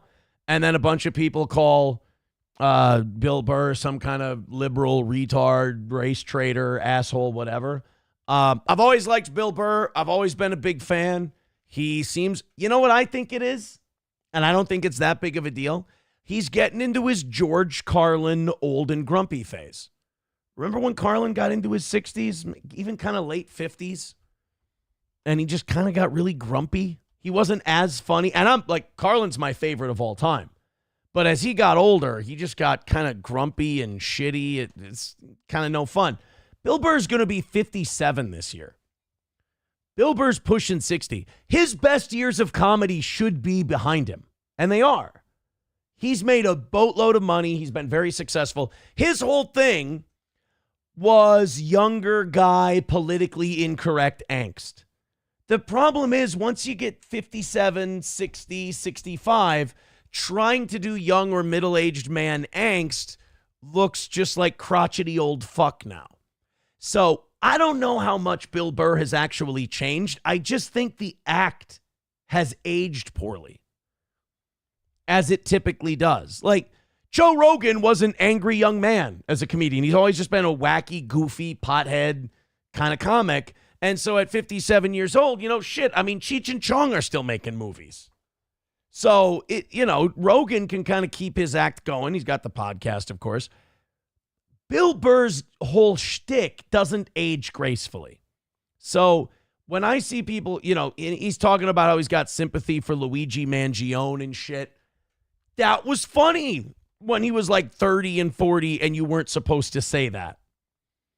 Now he's 57 and now it just comes off as, well, I don't care if anybody gets shot in the fucking head. Who cares? Like he just kind of seems not like a, wow, I can't believe he said that, but like, wow, what an old dick. That's about it. So I don't, when it comes to Bill Burr, I just don't have the savage vitriol for him that a lot of other people do because I was a big fan and I'm not going to pretend I wasn't. He's made me laugh unbelievably hard throughout his career and made some really great points. And I don't know. I just think people are allowed to get old. People are allowed to get old and they're allowed to get crabby. I think Jon Stewart said it once to Rachel Maddow. He said, oh, I'm sorry. After 20 years, I thought I'd earned the right to tell people what I think. Breaking news. Hunter and Ashley Biden have both lost their Secret Service detail. Oh, boy. Trump is trying to say that because Joe Biden may have signed their pardons with autopen, they're finding out that Biden signed a lot of shit with autopen, that it wasn't actually his signature because he's old as fuck and he thought he was Captain Kangaroo, so he would never sign it right. Trump's trying to say that those pardons that he gave out are not legitimate. Because if Biden didn't sign them himself and they were signed with autopen and they can prove that, then it shows that Biden didn't sign the actual pardon and therefore they're not valid. And then he wants to go after Hunter Biden and Fauci and all these people. I don't know. I've been saying for a long time, I've been saying for years now, like, leave it alone. Let those guys go. You're never putting Fauci in jail. You're never putting Biden in jail, any of the Biden family in jail. Let it go. Leave it alone. But hey, I mean, if you're one of those people who goes, no, fuck these people, they did wrong, I think it's worth it for us to go after them. I'm not going to stop you. I'm not going to argue with you. I've just put it in my head that nothing's ever going to happen to these fucking demons, and I've made my peace with it. And I don't want to get my hopes up again that something might happen. Because, again, I don't think it will. Thank you very much. Over 300 of you checking out tonight's show. Our Wednesday night numbers were over 4. You guys are fantastic. Everybody's starting to adjust to the name change, or the name change, the time change. We also, this morning, 500 peak on YouTube, over 400 peak on Rumble. Holy shit. Thank you, guys. Fantastic start to the week. And now, if another $100 comes in the next hour and 15 minutes, you've got yourself an hour of overtime. Hey-oh. $100 left. You guys have already knocked out tonight's goal. Or as Doom said, I saw Crunchy sent you her rent money. Keep milking that tard. We love Crunchy here. Why would you say tard? Why? Because I don't use her for content? I don't need to bring Crunchy on here and go, Crunchy, your girl. If you're a show that needs to do that, you suck. You're not any fucking good. We like Crunchy here. She contributes to the show. She's fantastic. I don't think it's milking a tard. Although that is... I love the idea of tard milking. Not like as a real thing, as a real practice. I mean the metaphorical. You know what? Why don't we just? Here's what we should do. Let's just strike that from the record. Forget it happened. Move on to the next thing. Does that sound good to you? Sounds good to me. Thank you guys for your contributions. Streamlabs, PayPal, Venmo, Super Chats, Rumble Rants. Luigi Mangione says that the cops set him up and got his DNA by giving him treats. This is actually brilliant by the cops, and I'm 100% on their side. If you're dumb enough to just put your fingerprints in your mouth all over shit that the cops give you while they've got you arrested for a crime, and you're just handing them more evidence, you're an idiot. You're an asshole. Luigi Mangione says the cops who arrested him at a Pennsylvania McDonald's got a DNA sample with a little trickery by offering him a snack. Like, you went through all this trouble to conceal your identity, to hide yourself, to disguise yourself. And then when the cops go, hey, put your mouth on this for us, you go, okay. Dude, talk about choking on the goal line. The accused murderer's legal team is now arguing police violated Luigi's rights when they arrested and questioned him. And he wants the evidence they collected thrown out, according to new court documents. Now, this is normal. I mean, this is the kind of stuff you go through when you're going through, things like this. You try to find anything you can have thrown out to make your case a little bit stronger. I mean, remember, for example, in Nick's case, April ratted to the cops. That's why April's charges got dropped right away. They put them on later because she went back. But she was, I guess I can, I'll wait another month or so for that one. I'm going to give you the full breakdown of my police experience with that case once it's all over. But, yeah, April fucking ratted on everybody. I mean, told the story of, the polycule thing, the drugs, she sang like a fucking canary. When it was her turn, she told them everything that everyone had ever done, myself included. I mean, she laid it all out there on every person she'd ever known, basically. And they got that thrown out because if they were going to use that, they had to put her on the stand, and the state said, well, we don't really want to use her. No, I'm sorry, they didn't throw it out. They said, you can't use her ratting to the police unless you put her on the stand because constitutional right to face, cross-examine the whole thing. So the prosecution just said, we probably won't use her. So let's not worry about it. We'll cross that bridge when we get there. But she sang like a fucking canary, and they wanted to get that thrown out. They wanted to say, they violated her, her right to remain silent, even though she offered up the information. I mean, she snitched big time. But now Luigi's trying to do a similar thing where he's like, hey, these people fed me. They gave me a juice box and some cookies. I put my DNA all over it, and then they took the bag and they took the straw, and they got my DNA that way, the crafty little bastards. Now, I don't think that's illegal. I don't think that should be against the rules. I actually think that's pretty smart. But if he can get it thrown out, I mean, hell, it's worth a shot. Luigi Mangione says that what looked like the police being hospitable to him right after they arrested him in Altoona, Pennsylvania, was actually a dirty trick. And actually, his lawyers are claiming an illegal one that they... Since when can you not give a guy a fucking juice box? He can say no. He can say, I don't want your fucking juice box. I don't get my mouth over that. You got a DNA. I mean, they would have got a court order to get his DNA at some point anyway. I mean, it was a matter of time. Once they got him back to the police station, after they got him at the McDonald's, they offered him a snack.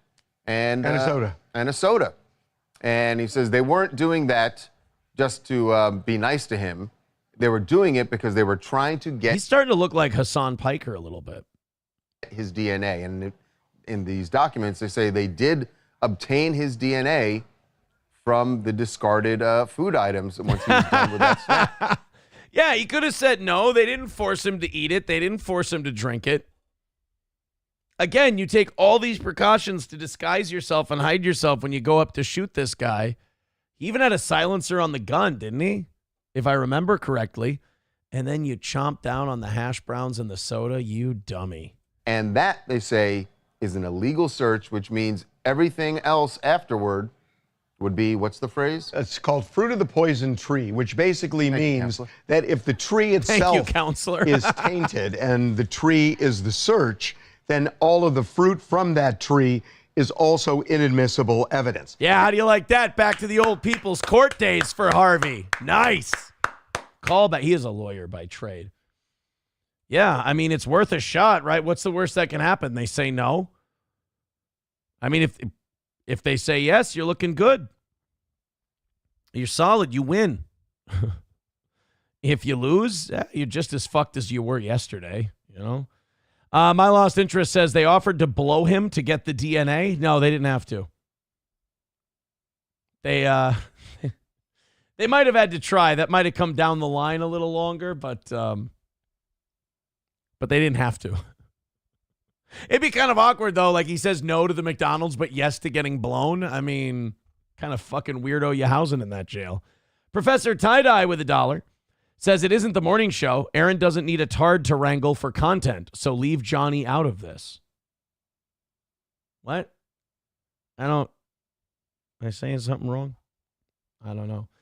Red Scoper, I will let you know, obsessing about another man's dick, no matter how much of an own you think it is super fucking gay, dude. If you're watching a show and you're going, I wonder what this guy's dick looks like, you're a homosexual. Deal with it, handle your feelings, then come back and report to us. We'll all be very interesting to find out what you found. $100 away from getting an extra hour of overtime because you guys have already knocked out this evening show goal. Thank you very much to Crunchy and Gray Duckling and No Pen and Ben and Fuck You Dude and everybody else. Rebecca, we appreciate it. If you guys go 100 deeper, we do a whole hour and we'll go till 9 o'clock tonight. Thank you for your generosity. Did you see that Conor McGregor was at the White House today? Notorious. Yeah, he was at the White House. He was talking about immigration in Ireland for St. Patrick's Day. He was he actually gave a pretty based speech to the White House press corps where he's like, look, man, third world immigration, open borders, it's fucking killing my country's culture. And we're talking about it on Irish Culture Day, St. Patrick's Day, which I can say, being in Anoka on Saturday night, it's, immigrated well. The holiday is still very much alive. It's why I'm hungover for the second day in a row today. God, I can't drink. And I keep trying. You know what's fun? You know what I have fun doing? Sitting out on the back deck with the fire table and having a couple of old fashions and going to bed. That's what I like. You know what I like? I like going to a Vikings game, having a beer a quarter, and then going home. I enjoyed my Sunday. I watched a Vikings game. It was great. You know what I like doing? Couple of drinks at karaoke night, sing a couple of songs, get home safe. I do not like binge drinking. I don't even like the idea of it anymore. I don't know if I'm aging out of the game. I was always terrible at it. I've always been terrible at drinking. It's always been 2 or 3 drinks and I'm fucking gone with the wind. But, like 38 now, and it's kind of like I stopped trying weed after a while. Like I would try it every couple of years. Someone would be passing around a vape or something. Like, I'll give it a shot. Let's see. I've hated it every other fucking time. I think it's useless and stupid. Let try it again. Maybe it'll be, and it's never different. So like 5-6 years ago, I went, well, I don't need to try it ever again if somebody offers it because, what's the goddamn point? Well, with drinking, it's now this thing where I'm like, all right, I know what I like. I know what I can handle. And I know that the second day of like the hangover and the swelling and the plumping up and the bloating and all that shit, your body hanging on to every vitamin, mineral, nutrient, and ounce of water. And I got to wait till Wednesday for it to all go away. It's not worth the going out for 7-8 hours that we went out. It's just not worth it. You go out at like 9 o'clock or you go out for dinner at like 6 or 7 and you hang out for 2 or 3 hours. You have a few drinks. You go home. You had a great night. You get a good night's sleep and you don't feel like shit in the morning. That's the way to do it. Or I'm a pussy. You get to decide. We report, you decide. That's the deal. All right, let's say a quick thank you, then let's get to this Conor McGregor thing as he addresses St. Paddy's Day. What do we got? Oh, my goodness. This is for Crunchy's Big Dick. So wait a minute. Do I give that to Crunchy's total then if it's for Crunchy's Big Dick? It's not from Crunchy, but it's for Crunchy's Big Dick. It's $50. They are afraid. Thank you for the 50 spot. And now you guys are halfway to clearing out what we missed this morning. $50 away from the whole thing. Guys, Ryan the Garbage Man has given us a call. And, of course, I'm not hooked up because I'm a stupid asshole. Oh, Ryan the Garbage Man, give us a call back. We'll get you in there. All right, guys, just $50 left, and then you guys are getting an hour of overtime tonight, and we still have our perfect week intact. How about that? The evening show. And if you don't do that 50, it's okay. You just start out 50 ahead for tomorrow night. Not a bad deal either way. So Conor McGregor was at the White House. Oh, wait, no, I did want to get a few listener comments on the drinking thing. Binge drinking to you is eating a whole rum cake. See, now that's just mean-spirited. It's very mean. MSO says 38. Ironically, also your breast size, 38C.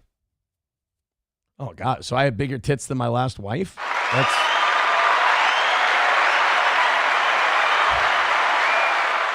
Sam Show says, this rant just because you sniffed a beer you happen to be in the same room with.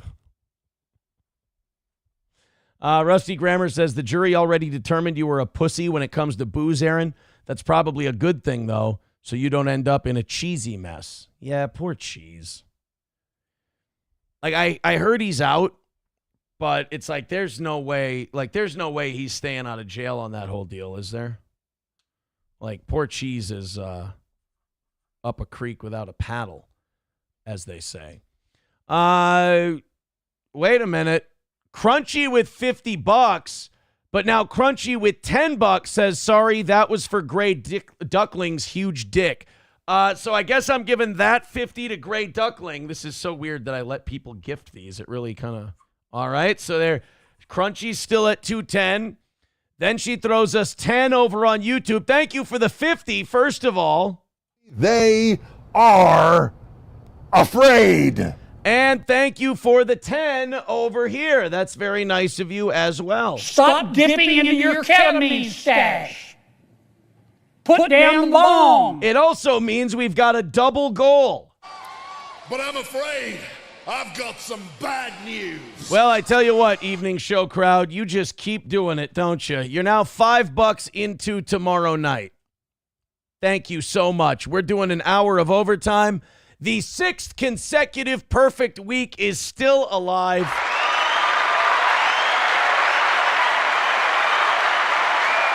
Do you know how many fucking hate comments I'm going to get from people who just can't cope with the fact that we're not the greatest show out there. We're not doing great. We're doing fine. They can't handle it. You're just lying and saying it's still perfect. Sorry, the evening show made up for the morning show. Do not let that upset you. Do not let us barely scraping by upset you. And also, when I turn out to be right about everything and the fake me you've created in your head turns out not to be the truth, maybe start listening to reality, kids. That's all. Chad Buzamok says, technically they're 105 into tomorrow night. If we can talk about that, if you want to give up that extra 30 minutes, we could just make it 105 ahead. That's doable. Los Federales, that's not very nice. That's not very nice. My Lost Interest says Crunchy is a rock star. Crunchy is the rock star. She's currently in first place right now at 210. And Gray Duckling in second at 75. Stephanie in third at 70. And I think Fuck You Dude is in fourth at $20. Thank you, guys. Helgi says, get Pod Awful on. He's live. Dude, Jesse did such a good interview with, and I have to say, Ethan Van Sciver, the throat goat. Guys, if you watch anything else tonight, if you need something else to watch, go watch. I'm going to put the link in the chat. It's that good. That Ethan Van Sciver throat goat Pod Awful interview is fucking good, man. Let me go to Pod Awful live streams. Ethan Van Sciver throat goat. Here you go. I'm going to put that link in the chat. There we go. That's Jesse P.S. Pod Awful throat goat episode. There we are. That's really good. I was telling the story this morning when when we did that comedy show in Sartell and Riley came out and he wanted to do like weird Eric July shit at our comedy show, and I didn't mind. Like, I'm like, I didn't know who Riley was. I didn't know who Dick Masterson was. I didn't know any of this shit. I also didn't know that they have like a blood feud with Jesse P.S. from Pod Awful.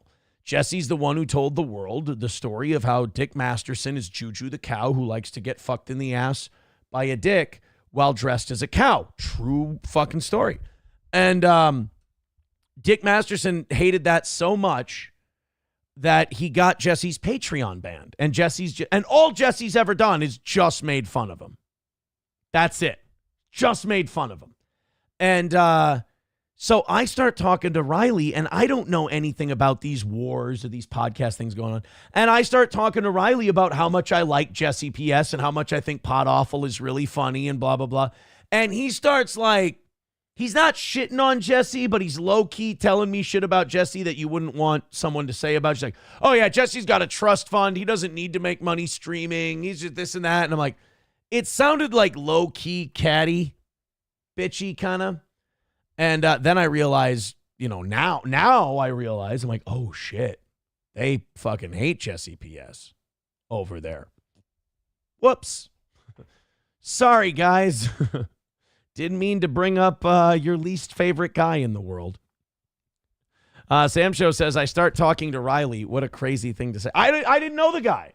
I met him that night. I had no idea who he was. He was, and I will say this about Riley, totally nice enough the night we were out. Totally fine. I met him and his girlfriend, and both of them seemed nice enough. I didn't have any problem with them. They were fine. But Sam Show says you would be retarded enough to hold a conversation with Riley. He was just a wacky guy.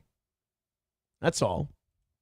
I didn't see this like terrible, evil human being that everyone else saw, but I knew him for an hour or two. That's about it. All right, let's go to the Conor McGregor thing. I keep getting sidetracked by all our very generous fans in the chat tonight. Thank you very much for keeping the 6th straight perfect week alive. Hopefully you don't have to do it for the morning show again, but we're giving you a 3-hour show tonight because of it, so thank you. Conor McGregor was at the White House, and boy howdy, does this look, say, retired or what? That's quite a bit bigger Conor McGregor than we're all used to. I don't think this guy's going to be fighting at 170 anytime soon. And he shouldn't. He's done. He's washed. He's finished. He had a great career. Was he the first double champion? He was one of the first double champions, if not the first. So far, there's been Conor, Cormier, Amanda Nunes. Who's the other? Is Pena? No, Pena's not one of them. Henry Cejudo, and I think that's the two, or I think that's the 4 double champions, people who have held belts at different weight classes at the same time. There's no reason for Conor to come back and fight again. He's got more money than God, thanks to Floyd Mayweather. He's doing great. He's a young man. I don't even think he's 40 yet. And he seems to, it'll be hard to tell when Conor McGregor does lose his mental faculties, but it seems like he's got them so far. This is him at the White House talking about immigration in Ireland on St. Patrick's Day. There's no hotels in it. They're all taken over. They're all trafficking roads. Americans stay here. Yeah. Americans stay here. Definitely. Hey, Conor. Oh. Hey. Hey, Hey, Conor, first of all, did you get into some time with President Trump? And also, I know there's some Irish immigrants in the U.S. without status. What do you think should happen to them? The Irish immigrants? Some recent Irish immigrants without legal status. Are we taking questions? Taking over the podium. Ireland and America, we are siblings. We consider America our big sibling. So it's important for Ireland to have be a peaceful, happy, prosperous country for the 40 million Irish Americans to have a place to visit, to come back to their home. So we wish for our relationship with the United States to continue, and we wish to be taken care of by the big bro. The United States should look after its little bro, and that's how we feel. How about the trade? There's some trade disputes between the U.S. and the EU, and how do you think? We wish exemption. We actually have some stuff that we I have will to say, do right now. Appreciate it. Connor is here to meet with the president. He'll be meeting with him later this afternoon. We couldn't think of a better guest to have with us on St. Patrick's Day. We're both wearing our green. This was not planned, but very festive. And as you know, I'll be having a briefing later at 1 o'clock, so we'll talk more about their meeting later. But he's going over to meet with some other administration officials. He's spending the day in Washington, D.C. For sure. So I'm here to it'll be raise fun. the issues the people of Ireland face. You know, and it'll be music to the people of Ireland's ears, because never on the main stage has the issues the people of Ireland face been spoke. You know, our government has long since abandoned the voices of the people of Ireland, and it's high time that America is made aware of what is going on in Ireland. What is going on in Ireland is a travesty. Our government is the government of zero action with zero accountability. You know, our money is being spent on overseas issues that has nothing to do with the Irish people. The illegal immigration racket is running ravage on the country. There are rural towns in Ireland that have been overrun in one swoop, that have become a minority in one swoop. So issues need to be addressed, and the 40 million Irish Americans, as I said, need to hear this, because if not, there will be no place to come home and... Yeah.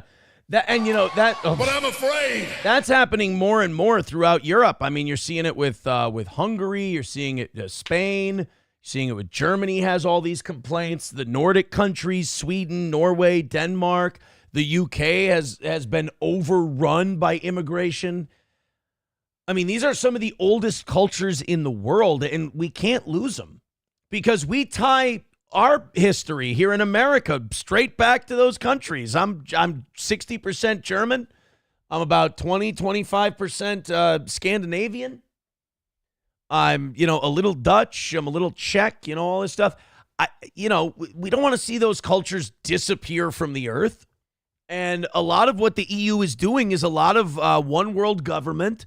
It's a lot of globalist shit. And a lot of it is kind of squeezing out old European culture, whether it's Ireland. And one of the greatest reasons to visit Ireland, one of the reasons I want to go to Ireland, is I've seen friends of mine go there.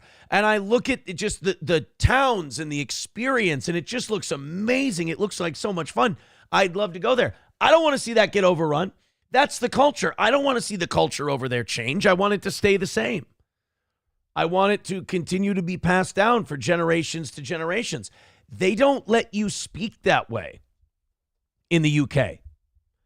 In the UK, you start going online and people go on Facebook, they go on Instagram, and they start writing about the immigration problems they're having in the UK. The fucking police show up at your door. They come and arrest you. Germany has been doing the same thing. And these people they're literally losing their culture. And they're sacrificing it at the altar of globalism. A third world Muslim immigrant has no motivation to uphold English culture. A third world Moroccan Muslim immigrant, I don't know if Morocco is third world, but a Moroccan Muslim immigrant holds no affinity for a millennia-old Celtic culture. They don't. And it would be stupid to think that they would, to think that someone's going to be brought in from a third world country and just go, meatloaf and Irish stew and Guinness sounds good to me. No. So you can't keep piling these people in here. It looks like you're trying to replace all of these people who have been there for their families have been there for thousands of years. This isn't like America where we were just founded yesterday and all of our relatives came from somewhere else. These people have had roots that run, deep beneath the earth's crust in these countries, and they're having that identity snuffed out by an influx of people from somewhere else that uphold different values that are incompatible with these centuries and sometimes millennium-old cultures. And I don't think it's wise to sacrifice Irish culture for Islamic culture. I happen to prefer Irish culture. And if I've got a say in it, I'd vote for that one. And if you want to have an Islamic faith type of culture, then go somewhere where they do that and have a country. And here's what bothers me. We have people who got to have it their way in the country they came from. that country got fucking destroyed in part because of the way they chose to do things. And then they want to go to another country that is fine and has a culture, and it's been an enduring culture for centuries and generations upon generations. And they want to come in and go, let us do it the way we did it in my fucked up country that we can't be in anymore. No. Do you want to come here and learn about our culture and do it our way? No, not really. Then we're not doing this. We're not going to keep replacing really good surviving cultures with nomadic cultures that keep fucking up everywhere they go. So, yeah, Ireland's worth protecting. England is worth protecting. Germany's worth protecting. But we can't do it. They have to do it. And it seems like a lot of these people have lost their will to stand up for their culture because they're worried about being called a name.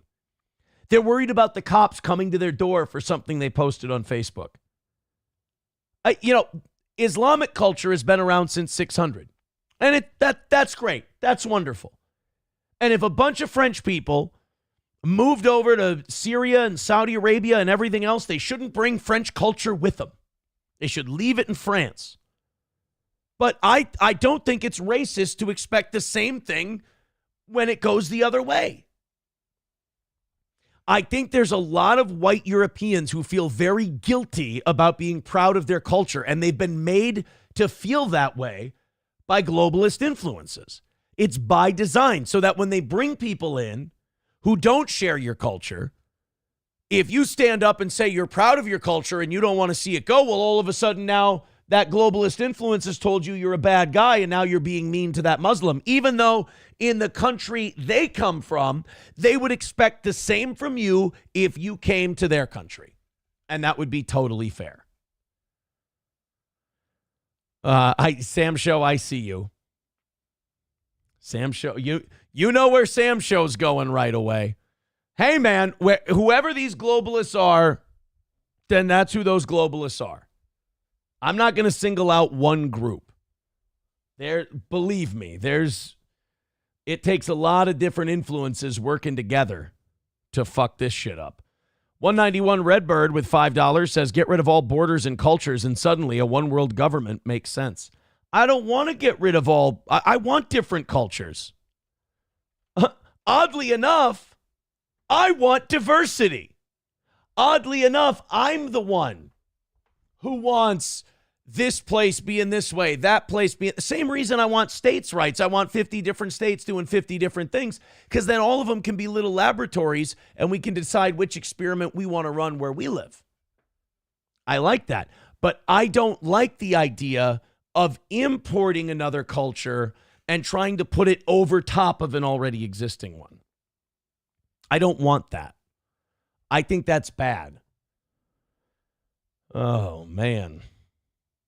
Sam Show, Jesus. Well, then it's by accident. What do you want? Von Kaiser says only white cultures, though. No, there's been lots of advances in the Middle Ages by Muslim civilizations.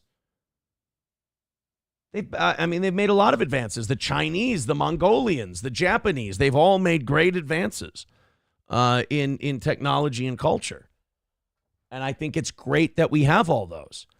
I don't want those cultures to be impressed upon by others when they'd rather have them not. I mean, here in America, we're incredibly lucky. Here in America, we found a way to have one. Maybe it's because we're a country of mutts. We really are. I mean, I'm a great example. You're a great example. We're a country of mutts. So we were able to blend it all together and make something brand new. And we all kind of adhere to a kind of a similar thing. We're a little more culture shock proof than other countries. But yeah, Europe, it's a little more different because they've got a few more roots, and they're planted a little deeper than they are here in the United States. That's why for globalists, America's always been a tricky one because we're stubborn. We've got a revolutionary spirit. We're cowboys. We're the Old West. We're rebels. We're Yankees. We're Confederates. We're all these different things. So it's kind of hard to corral us. And we've made our whole identity that we're not like everybody else. So when you come to us with a globalist message, we go, that sounds kind of boring and gay. We're not like everybody else here. So I I prefer the way we do it. I certainly don't want people, getting arrested for putting shit up on Facebook.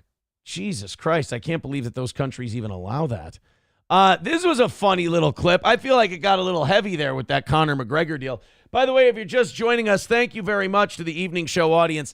They've knocked out tonight's goal, and they knocked out what we were short this morning. So thank you guys very, very much. Oh, God.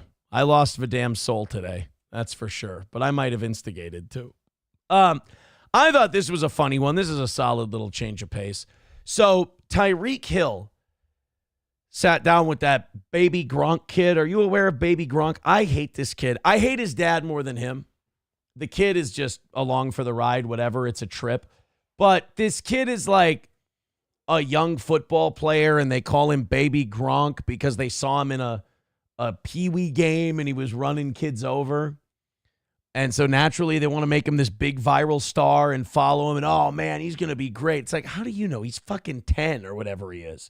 So Tyreek Hill sat down with baby Gronk. And I think baby Gronk and his dad have kind of reached this unearned viral fame to the point where now everybody's unreasonably angry at a little kid. And sometimes we got to remember to pull back the reins and realize we're hating on a little kid. Let's try to chill a little bit. But when something just gets thrown in front of your face and it's douchey and it's cringe and it has a faux hawk, we're programmed to hate it. And then when the dad keeps pushing it on you and he's clearly living vicariously through his child's viral success, you want to hate him too. Well, Tyreek Hill from the Miami Dolphins, I think he's still with the Dolphins. I know he wanted to trade, but I think he's still with the Dolphins. Tyreek sat down with baby Gronk, and I'll be honest, Tyreek, I think, set baby Gronk straight. Yeah, I'm better receiver. You haven't even played against real competition yet. I haven't seen you play against one black guy yet. I haven't seen. That's a good point. If you're going to be a great receiver and you're going to be in the NFL and all that, you got to play against black guys. They've got a few of them in the NFL. You can't not play against. You can't be in your suburban league playing against a bunch of whites and then say, I'm the baddest man who ever lived and I'm going to be a great pro. You got to play against, you got to play against some people with some of that, old continent blood in them. You play against one black guy. No, you want to play against white boys. I'm better than you. I have better routes. I'm faster than everything. Who told you? You're faster than Ty. See, I hate this kid. I know that they're doing this for a gimmick. I know they're doing this for a video, but who puts their kid up to meet Tyreek Hill and go, I'm better than you. I'm faster than you. First of all, I believe if Tyreek Hill was not in the NFL, he'd qualify for the Olympics. Like, he's crazy world-class sprinter speed. So let's stop, kid. And don't let your dad turn you into a douchebag meathead. It might be too late. That grill in your mouth. You're not faster than me. I'm better receiver. Okay, so what makes you a better receiver? I have better routes. I can one-hand the ball. I can look at. You can destroy defense. You hear how that sounds? So you got better routes than me. You got better hands than me, and you're not faster than me. I am faster. Oh, okay. You're not faster than me. You don't got better routes than me. Bro, you don't even look like a receiver. You look like a left tackle. He's right. I was going to say, when are we going to point out that he's kind of fat? Like, when are we going to point out that this kid's a tight end at best and not a wide receiver? He's not built like a wide receiver. He's too stubby to be a wide receiver. You either got to be tall and long or you got to be short and quick. You can't be a big pudger. Too easy to get your hands on you off the line and jam you up, Tyreek Hill can fit through doorways that are the, width of a slice of bread. So, he can avoid those jam ups. At one point, you've got to, if you're Tyreek Hill even, you're like, I do want to set this kid straight because he's got an unearned cockiness about him. But then you get to this point in the discussion and you're like, okay, I'm also realizing now that I'm yelling at a 10-year-old. Like, at what point is this a law of diminishing returns where I'm arguing with a child? No, I don't. And the kids that you play against, like, they probably like 8 years old. No, they're not. I'm just saying, look, I'm saying the same thing what the comment section be saying. I'm just saying the same thing that the comment section be saying. He's right, though. I don't see baby Gronk out there against black kids. That is something you're going to need to do. Some people in the comment section are saying they're saying Tyreek wouldn't have said this if it was a black kid. Well, first of all, if he was saying it to a black kid, the black kids probably played against a shitload of black kids. Tyreek Hill isn't going to let some black kid tell him he's faster than him. Bullshit. I think Tyreek would have given him the same treatment. The same treatment. Los Federales says, you know that black guy fucked that white kid's mom and girlfriend afterwards. Hey, be careful. Tyreek Hill doesn't need any more children. Did you see, do you know about Tyreek and his kids? I think Tyreek had more kids than touchdown receptions last year, and I'm not making a joke. I think he had 5 kids last year, and he had 4 touchdown receptions. How many kids did Tyreek Hill have in 2024? Tyreek Hill reportedly welcomed 5 children in 2024. Tyreek Hill 2024 stats. Take a look. So he had, what did we say? He had 5 kids in 2024. Touchdown catches, 6. Oh, fucking barely. Barely. He had 3 in the last 6 games. Okay. Wait a minute. Whoa. Okay, no, I was going to say he did play a game on January 5th. That wouldn't be 2024. All right, so Tyreek Hill had 5 kids and he had 6 touchdowns. Barely. Fucking barely. Got there with those 6. Jesus. Yes, Vidam, we did the news story. He says, I wonder who called the news station. Let's just say I talked to the guy who wrote the article. We're friends from high school. The guy, he could have taken a quote from me. I would have given Shay a quote. But yeah, the guy who wrote the article I went to high school with. We are friendly. So he's also one of the head muckety-mucks there. So once this is all done, I heard a rumor, and I'm not going to say who I heard this rumor from. But someone in the business did tell me that they wouldn't expect that to be the last article about my case or me to come out in local media. That perhaps, and again, I heard this from someone who's not a decision maker in the broadcasting business. This is just a radio guy talking shit. But a radio guy talking shit told me, and this is not a place that's looking to hire me or anything, but a radio guy told me he thinks that those radio companies they want to see what the traffic looks like to these articles. They want to put up Aaron Imholt articles, see what the traffic does, see if people are still talking about the toe, and see if it might be business advantageous. Now that they see that there's not going to be a felony or anything like that, now they're starting to go, well, let's see if people are still clicking on anything steel toe related, and if this goes really big, if this is one of our bigger articles, maybe it makes sense to bring him aboard. No, Ryan the Garbage Man, it was not Ox, but there aren't many radio guys left in town, so don't just stop guessing. Thank you. Vidam says, oh, interesting. I didn't know you knew him. Yeah, Paul Shea and I are, we were buddies from high school. But as far as, I wish he would have gotten a quote from me. I mean, I guess he didn't need one because he had the clips. He had the, I love that Stalin 19 got a little plug from that whole deal too. That was kind of nice. But it made sense to me when the guy was like, I think they're kind of testing the waters to see how a steel toe related article goes, to see if it's one of their more popular, pieces. And I'm all for it. If they want to run click tests on anything steel toe related and compare it to their other stuff, I'm game. Let's see what happens. Once we get this, like I said this morning, I heard from a lot of people while this whole thing was going on and it was looking a little dicey.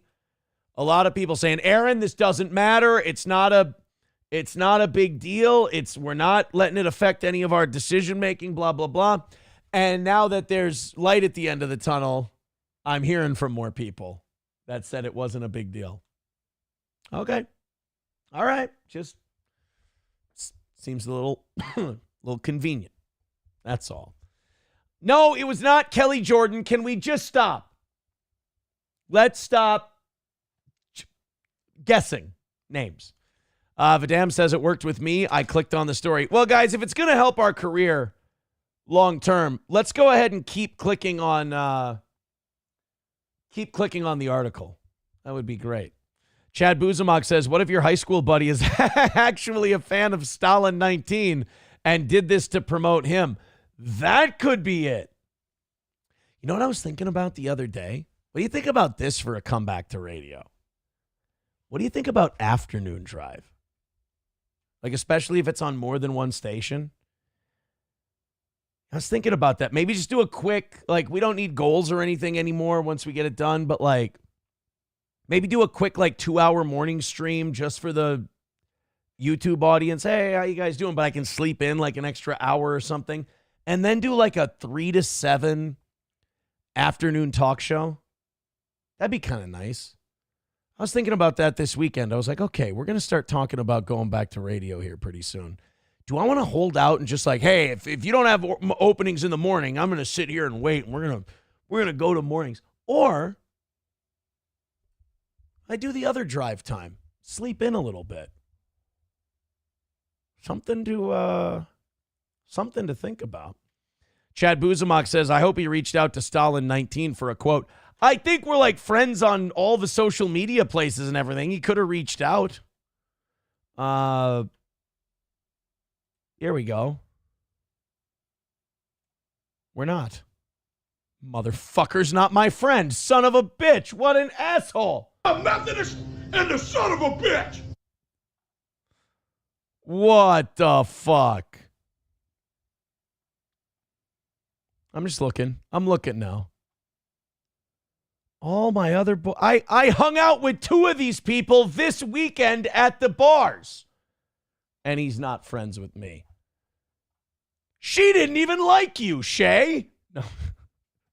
That guy converted to Islam. What the fuck? Sorry. It's nothing to do with you guys. Not a big deal. Don't worry about it. No, Taste Fairy. There would be no music. Chad Buzamok says, I hope he reached out to Stalin 19 for a quote. Yeah, I wish I would have gotten a fucking line in there. That would have made your story better. He did post the whole clip of me talking about it. Maybe he assumed that if you post 8 minutes of Aaron talking, that people will be overloaded on Aaron, and that's enough. Sam Show says, so you got the Citizen M treatment. Oh, God, I did. Oh, no, I got treated like Citizen M. What a piece of shit I am. Yuck. Oh. I hope that article it doesn't have to explode, but I hope that article does well locally. Like, I hope nobody clicks on their other stories. I hope that they don't get a lot of traffic online. And that one just goes fucking bean-anners. And they're like, uh-oh, we might have to hurry up on this Imholt thing. Adam Kinzinger, do you know him? Adam Kinzinger is one of those Democrat guys who was on the January 6th panel that Biden pardoned. Now it looks like Trump wants to lift those pardons. You got him, you got Adam Schiff, you got Swalwell. I think Pelosi's on there. I could be wrong. But this Adam Kinzinger guy is one of the guys that Trump wants to go after for some of this January 6th stuff. That maybe he might know something. Biden pardoned him. He thought he was safe. Well, now he's starting to feel he's itching a little bit because Trump's trying to say, hey, if Biden signed these pardons with an autopen, I don't think they're legit. Now, when I first hear that, I haven't read anything into this yet. I will before I go to bed tonight. We'll have more tomorrow morning. That sounds flimsy to me. Like, just when you hear it on its face, it's like, I'm sure other presidents have signed shit with an autopen before, and it works just fine, and it's okay, and it holds up. So I don't I think if these pardons were that important, and they were protecting all of the Democratic cronies who could have gone to jail. I mean, Christ, they were protecting Biden's own family members, for Christ's sake. If there would have been any kind of loophole in the way they did it, I think they would have covered their tracks. So I don't, it's funny to think about because these people are scoundrels, but I don't think Trump's got a leg to stand on. But it sure did shake up old Kinzinger. Let's see what he had to say. So I just saw that Trump is threatening the January 6th committee again. Listen, this dude knows that this is the thing that embarrasses him. He won't admit it embarrasses him because he's trying to pretend like he didn't do anything. He's obsessed. He's more obsessed with me and Liz Cheney than his freaking golf score. I mean, dude, you guys did try to throw him in prison for 4 years. Let's not act like sometimes obsession isn't warranted. All right? Look, yes, is he obsessed with the January 6th committee and what you guys tried to do to him? Yes, he is obsessed. Trump is a vindictive guy. But you gave him a reason to be vindictive. It's not like it's just, wow, out of nowhere, this Trump guy wants to come after us. If you guys were working on a traffic bill to raise the federal interstate speed limit, and Trump was all of a sudden harassing the shit out of you guys, yeah, that would be weird. He'd be obsessed with you. But you actively tried to throw this guy in prison. You actively tried to get him charged. You tried to get him, you tried to deny him the presidency. And now he's coming back at you. There's a big difference between someone being vindictive and someone tagging you back. You got 4 years unfettered to run this guy through the mud, and now he wants to come back at you. That's not him being obsessed with you. That's him counterpunching. And I'm tired of pretending that these guys get, he's sitting in his car panicking because he thinks he might have his pardon removed. And he's going to somehow spin it as, well, Trump's obsessed with me. He's like a fatter Opie with that whole he's obsessed with me thing. Hey, Trump, bring it on, dude. Oh, you boy. Weak, whiny. Dude, don't go bring it on. He brings it on. He does. Did you see that a federal judge told Trump he couldn't deport a bunch of Venezuelans using a 200-year-old rule? And Trump said, fuck you, yes, I can, and he deported him anyway? You ain't a federal judge, bro. You don't have the power of the bench. You don't have a judicial edict that you can declare. You're just fucking Kinzinger Who's-Its from whereversville. And you're going to sit here and tell Trump to bring it? For the who be talking loud, holding their dick, talking shit, he better lay low. Tiny man who, by the way, I saw a picture of you this weekend. You're hiking up your pants now to really just below your man boobs, and you're sweating so much. Looking pretty bad there. But bring it, man. Stop with all the big mouth talking stuff. You're a grown man. You don't talk like one, but you're a grown man. Come on, dude. Bring it. Bring it. I seem to remember Barack Obama was at some breakfast thing back when he was president. And I seem to remember Barack Obama telling Donald Trump that him being president could never happen. And then 2 years later, Donald Trump had that gig. Donald Trump is not a guy you want to say bring it to. You just want to just walk on by. Walk on by. Just don't say anything. Chad Buzamok says, I thought this moved at a glacier pace. Now a few clicks in news story, you'd think it'll happen ASAP. Never said it was happening ASAP. You're not listening to me, buddy. This is how you probably screwed up some of those Zumach deals. I'm kidding. I'm just fucking with you. But no, I said it wouldn't hurt. Wouldn't hurt to get a bunch of clicks on there. I don't think you disagree with that. I think I'm pretty right on the money as always. Fauci's Pangolin says, none of that is true. Democrats only want to give your daughter a dick so you'll love her more. Jesus Christ. Clapogram says he's put more beef on than you, Aaron. You bloat and you puff up after a night of drinking, okay? It happens every time. By Wednesday, I'll have dropped 6 pounds. It happens all the goddamn time. Was making that frozen pizza a bit of a mistake today? Probably. But look, we're not talking about that right now. What happened was one of our fans, his kid, was selling pizza for a fundraiser, and I bought a couple of pizzas. And I made one today, and I had a couple of pieces, and they were delicious. They were very good. But that's just the bloat from the drinking on Saturday night. I'm recovering. My body's recovering. It's in its shell, is what's going on. Right? Yeah, exactly. Did you guys hear that remember the chick who cracked that other girl in the head with a baton when they were running a relay race? Remember she tried to do that video where she talked about how, like she was the victim in the whole thing and that she couldn't believe this was happening to her and so on and so forth. You're not going to believe this, but this weekend she held a rally for her fans. And I know that sounds really stupid and you're like, yeah, fans, whatever. No, she actually has fans and some of them showed up. And now the NAACP actually has her back. So remember the black girl with the chirp in the background when she was talking, the black girl who cracked the other black girl in the back of the head during a relay race now has fans, a rally, and the support of the NAACP for cracking some chick in the head. Unbelievable. We'll watch that in a second, but I got to get a couple of these comments. They're good. Mad Move says, it's okay. You aren't nearly as fat as Mersh. Bro, damned by faint praise. By the way, I know nothing's signed, sealed, and delivered yet, but dunking on Mersh just seems to be a cosmic thing everyone's allowed to do. I want to read a Mersh quote. I'm telling you right now, Aaron's going to eat that felony. Maybe he thought there was a piece of pizza named Felony and he was feeling peckish that night. I'm not really sure, but we'll just see how that quote ages. We'll see how it ages. Don't get mad at that, by the way. Just fucking relax. Do your 40th day of streaming in a row. Go play some VR games. You'll be fine. Don't worry about me.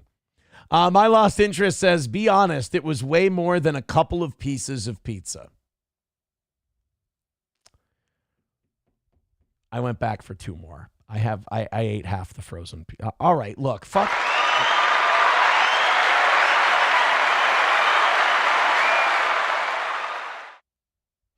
I had 2 pieces, and then I was watching America, the Story of Us, the documentary, and then I went back for 2 more pieces. Fine. Are we good now? Are we square? Are we square? 4 pieces. A couple of pieces just sounds better than 4 pieces. That's all. Vidam says, did I hear pizza? Stoney's has amazing pizza. Everyone go to Stoney's tonight. Yes. Kind of tasted like Stoney's. Not bad. It was pretty good. It was pretty good. Bigot on Socialist Media says, wasn't that long ago Mersh gave as good as he gets. Not anymore. But he deserves the shit he gets. I don't know if he deserves it. I think he's pretty fucking harmless. But like, I think just the drugs and the drinking and the sedentary lifestyle, I think it's just caught up with him. That's all. I think it just caught up with him. I think it's rotten his brain a little bit. That's why I don't really lean in on Mersh. It's kind of like some guys just can't. Like, I always say that. Melton can't help it. He's a scarred, bullied, probably an abused kid. Had a terrible relationship with his parents. Was a fucking cheerleader in high school. Was in a dance comedy troupe. I mean, he's a total closeted homosexual. Bullied his entire life. So, like, this is what he needs to do to just not, delete himself. It's, it's very see-through what it is. So I don't really mind. And plus, the entire internet calls the guy the worst things in the world. So I kind of let the internet take care of my light work. And Mersh is another guy who, like, it's brain damage. It's just a bad lifestyle. And it's, that doesn't age well into your 40s. Mersh is harmless. Mersh is pretty harmless. My lost interest says the pizza was cut into quarter size. All right. You know what? It was cut into eighths, my lost interest, and you know that. You're spreading rumors you know to be untrue. Klopogram says 4 slices, 6 garlic balls, fries, and a double Celsius. No, I had water. Mad Move says you're punching down, but it's fun to smack a retard. I don't know, not for me. Not for me. If he does something silly, it's funny to laugh at. But otherwise, it's an alcoholic and a guy who does too many drugs and is obese. And I mean, guy's probably got more problems than Melton. And that's that's fucking hard to do, dude. All right, let's get to this NAACP defending the chick who hit the other girl in the head with a baton. I'm not kidding. She threw a rally, and she had supporters at the rally. You talk about playing the victim. This is the most amazing example I think I've ever seen.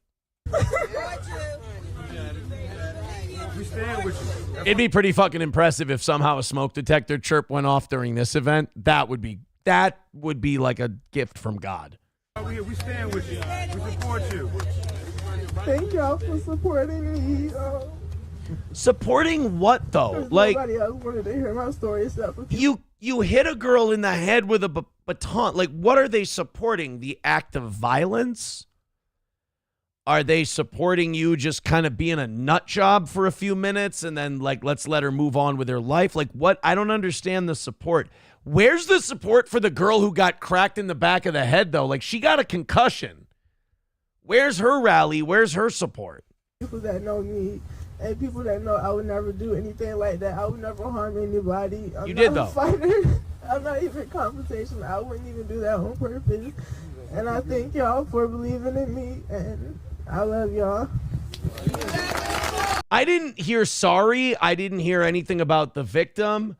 I didn't hear anything about, how she didn't mean to hit that girl in the head or, she apologizes for any damage she caused to her. Nothing.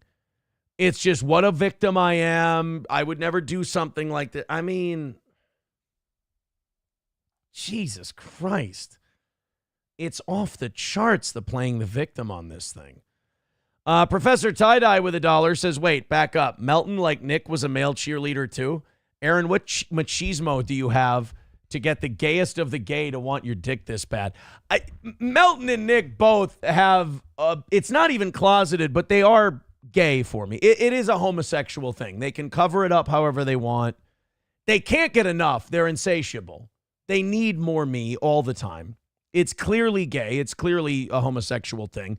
And when you look back in their past and you see Melton was a dancer and he dresses up his puppy and then he tries to lie and deny it. I even told him that I put a birthday hat on my dog just to show him it's okay. You can admit it unless you're a giant fucking pussy and you got something to hide in your life, which he has a lot. Your audience is retarded. They don't care about you if you just admit you dress your doggy up. I even showed you the water's okay. It's fine. Nobody's going to care, buddy. Your audience is full of retards. And remember, they don't care about you. They hate me. If you died today, which at your size is very possible, whoever took over for you, they would watch that person do it. Your audience is my audience. They're my fans. They're not yours. You're just the conduit so they can convince themselves they hate me. That's your job. And you kind of let the work become a shoot and you've totally become gay. It's the male cheerleader, dancer, puppy dresser thing coming out. And you can't help it. And sorry, Patrick, you're not my type. I'm not a fat bitch chaser. Sorry, pal. Melton was a dancer. Does he do the salsa with his hunchback? You know what? That hunchback, you can laugh, but that probably allows you a little more ability to do different moves. I don't know. Are there any dance scenes in The Hunchback of Notre Dame? Maybe he can do some Quasimodo shit. That was a musical. All right, let's get into something else. Now we're just, you know what we're doing now? Now we're just bullying retards. Now we're just bullying closeted homosexuals, and that's not cool. Once they come out, then we can make fun of them. But right now, they're still in the closet. The poor cheerleaders and the dancer boys and the cheerleader boys. Put them back in the closet and let's stop bullying, huh? What do you say? In the days after immigration officers detained a pro-Palestinian activist on campus, The head of the Immigrants' Rights Clinic at Columbia Law School had been inundated with inquiries from students seeking answers to basic questions. Yeah, this is becoming a big thing. And it's kind of nice to see. No, Citizen M, it is a fact. We showed pictures on the show. And I do find it funny that he's so triggered by that he's still lying to you guys about it. And he's trying to pretend it was a work. The guy who sent me the pictures confirmed. He's like, no, it's not a work. These are the real pictures.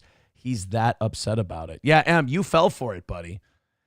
It's a smarter crowd over here. You got to come over here where we're not bullshitting you, buddy. I know you've been sold a bill of goods, but we're the straight dish. Your boy cares about his... You can't be on the internet and care about your image, especially when you're a fat, abused, closeted gay. You dress up your dog. Big fucking deal. Quit being such a fucking pussy about it. Really. But I've seen a lot of crossover. I've seen like Jimmy Dore. I've seen John Stossel. I've seen like some left and righty guys support the pro-Palestinian speakers as free speech. And, I do too. And I get a lot of shit for it from, this audience where, they're like, fuck that guy. He should be deported. He should, he doesn't have a right to be here. And he's talking shit. Yeah, but he's talking shit about Israel. And like he's supporting the Palestinians. Though last time I checked, those are two sides that aren't America.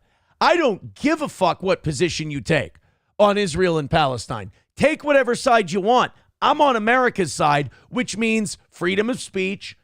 Go ahead, take your little side, pick your little team that you like, and shit on the other one if you want to. I just don't understand how if you take Ukraine's side on the Ukraine war, it's not anti-Russian. If you take Hamas's side or the Palestinian people's side in the Israeli conflict, now it's anti-Semitic. That's not true. That is not accurate. Could some of the people who are on Hamas's side be anti-Semitic? Absolutely. But that doesn't mean the position is. You're allowed to take sides in a conflict, especially if you're an American. I'm not an Israeli. Israel is not America. So people can take whatever side they want. They should be allowed to express that opinion. They should be allowed to protest. The minute they start being violent, the minute they start threatening their fellow students with violence or threatening their safety, then somebody needs to step in. But as far as freedom of speech goes, as far as being allowed, oh, Chad Buzamok, no, M's lying. Holy shit, M lied. M has a video out proving he started that rumor. No, incorrect. That is not my source. Incorrect. Oh, boy. Citizen M, I'm going to be gracious and say you're just mistaken, but you might have lied to all these people. That is not the person who, no. This is a person closer to it than you, buddy. Oh, I've told you before, guys. On Steel Toe, I know it's not the sexy fan fiction that they write over in Onion World, but we always tell you the truth, and they always lie. How many times are you going to be brainwashed by it? That's too bad. That's too bad. But as far as the protest thing goes, I also find it funny that I made Citizen M make a video about dressing up a dog. Just never forget how I made you do that. Or I made Melton and his fans seethe for weeks over me having a little fun with a doggy photo or two or three. I mean, you don't know how many because he didn't show you all of them. He cut it off. And it's still getting you to this day. It's still stuck in you. I just can't believe Citizen M lied. Wow, what a shill. That's going to damage your credibility. But anyway, with this, we're going back and forth between two different matters of ridiculousness. We got to start standing up for freedom of speech no matter what it is. This idea that it's become so difficult in the last 20 years to point out that just because you disagree with someone doesn't mean you don't let them say what they want. I mean, that just seems like something we should know from like elementary school. And that if you're taking one side over another and neither side is your country, then who gives a shit? Oh, no, Em, I'm not talking about the martini photo. Talking about the other stuff. Oh, boy. Oh, boy. I'm going to let you be defensive in the chat tonight, buddy, but I think you fucked up. I think you stepped in one here. Sorry. And I know you're going to make a mad seething about Aaron post video about it, but I got you guys again. And hey, and I'll get you next time too. Don't worry about it. I'll get you next time. Alabama woman. Oh, yeah, this lady. A woman in Alabama was arrested for selling her baby. Now, selling your baby is a real shit thing to do. Selling your baby is one of the most evil things I can think of. But when you find out what this chick sold her baby for, I mean, it somehow makes it worse. Let's go ahead and hit play. This one is out of Alabama. I'm guessing they don't have abortion in Alabama. At 6 tonight, an Alabama woman is arrested in Washington County for allegedly trying to sell her child. Amber Booth was taken into custody on Monday, facing one count of accepting compensation for adoption. Investigators launched a probe after Booth's sister-in-law reported the child may have been given to someone in Elkins. Booth admitted to receiving $50 in clothing in exchange for the child. Woman. $50 and clothing. That, you know how like crimes of robbery, like the severity of the charge goes up the more money worth of shit you stole? I think it should be the opposite for selling a baby. Like the less you sell a baby for, the more extreme the punishment. Like if you get $500,000 for a baby and you're like trailer trash from Alabama, they should go pretty lenient on you. It's like, all right, it's $500,000 tax free. It's in cash. What the fuck is this lady supposed to do? You know? But if it's $50 and some Goodwill clothes and you sell your baby for that, that's got to be a type 1 felony, a class A felony. You're going to prison for at least 10 years on that. $50. It's a fucking baby. It's not a dinner out at a Mexican restaurant, for God's sake. You know, people are lining up around the block to get their hands on babies. You know how much you can sell that thing for? And let me ask you this. Why can't you sell your baby? Now, I'm not saying to just any jack off on the street. I'm talking about, like, why can't we do, like, adoption things where there's a baby and there's already a list of pre-selected, pre-screened, background-checked, good parents, good credit scores, good incomes, the whole deal, and they want to buy somebody's baby? Why can't you sell your baby? And I'm not talking about like Juno where they pay all the medical bills and shit like that. I'm talking about like legit cash for a baby. I mean, it'd probably help a lot of like really poor young parents. And then some people who want a baby can get a baby. And then we'd probably get a lot of these babies away from really shitty homes. Like if you could tell these shitty white trash parents or these shitty single families that like have no money, if you can go, hey, this family, this wealthy family who can't have kids is willing to give you like $75,000 for your baby. Shouldn't we let people, and by the way, this is total thought experiment. I have not thought about this before, so if I am fucking up, tell me. But like a really rich, well-to-do, background-checked, clean family pays $75,000. Now we have a baby who's not going to grow up in a shitty, drug-infested, poverty-stricken, high-crime environment, to a parent who gives less than a fuck. And now this really poor person has $75,000. Maybe they can pull themselves up by their bootstraps. I don't know. But you can't just like sell your baby on the street though. Like it's got to be like through we got to have like baby brokers or something. One who took the baby said Booth provided signed custody documents in December, but they weren't judge approved.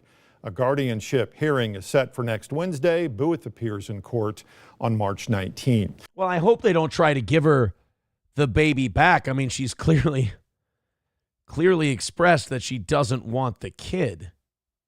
So I hope they don't try to give it back.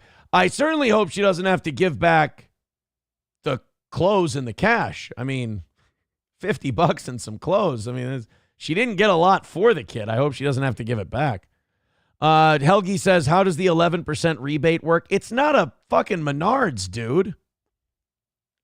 Jesus. I mean, my God. Buzamok says, babies are annoying. Who would pay for a baby? Oh, you'd be surprised.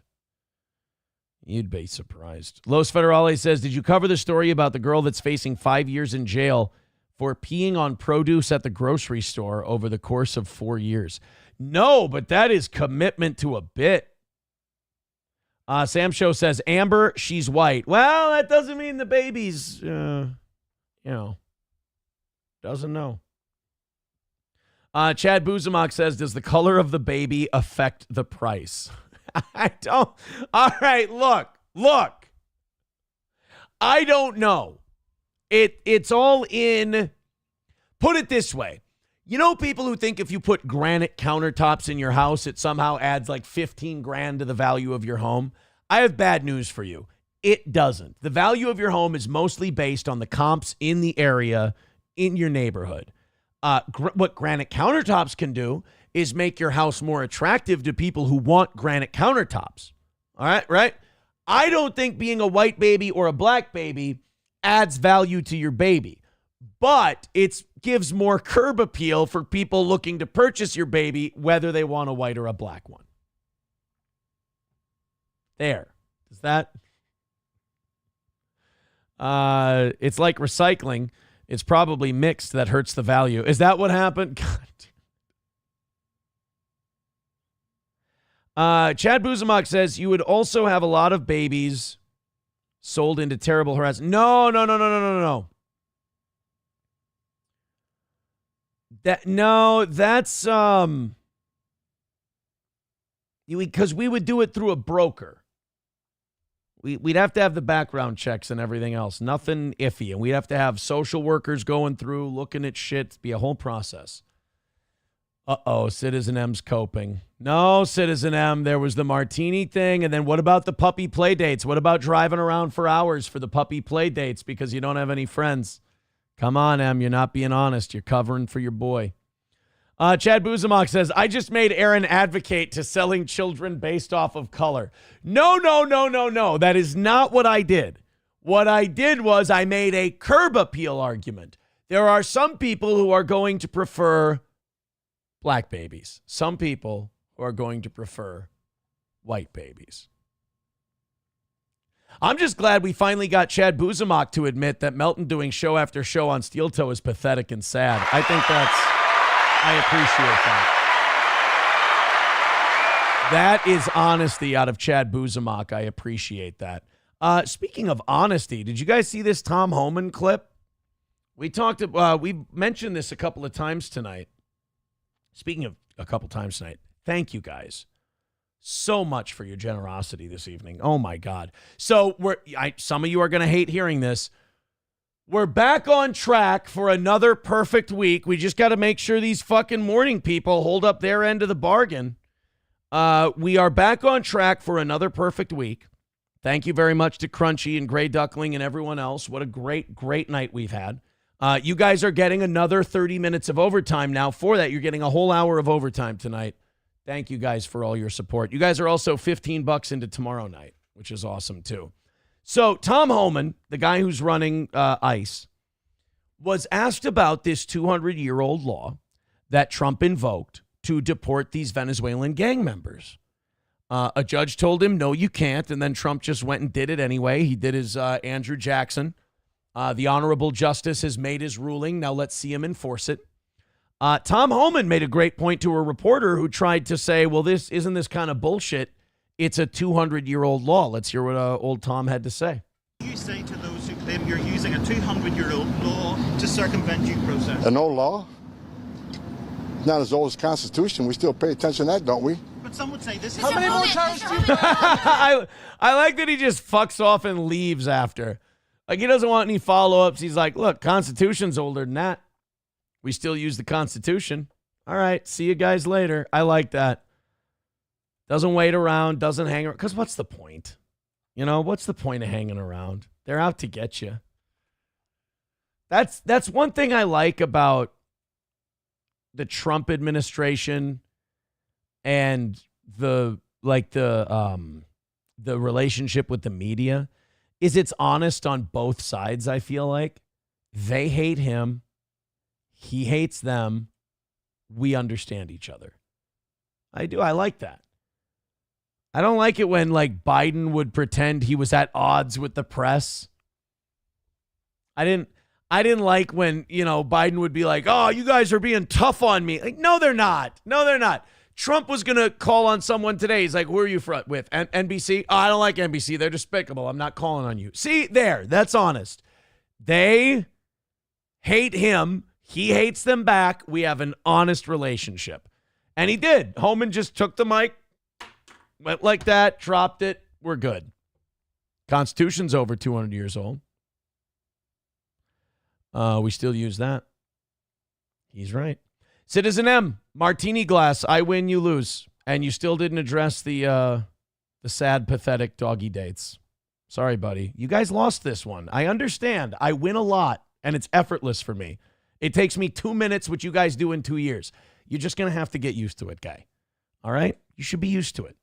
Let's go to Klopogram. Says, Aaron's next deal will be $20, gets you a $50 voucher for a baby at Stoney's. I am not selling babies.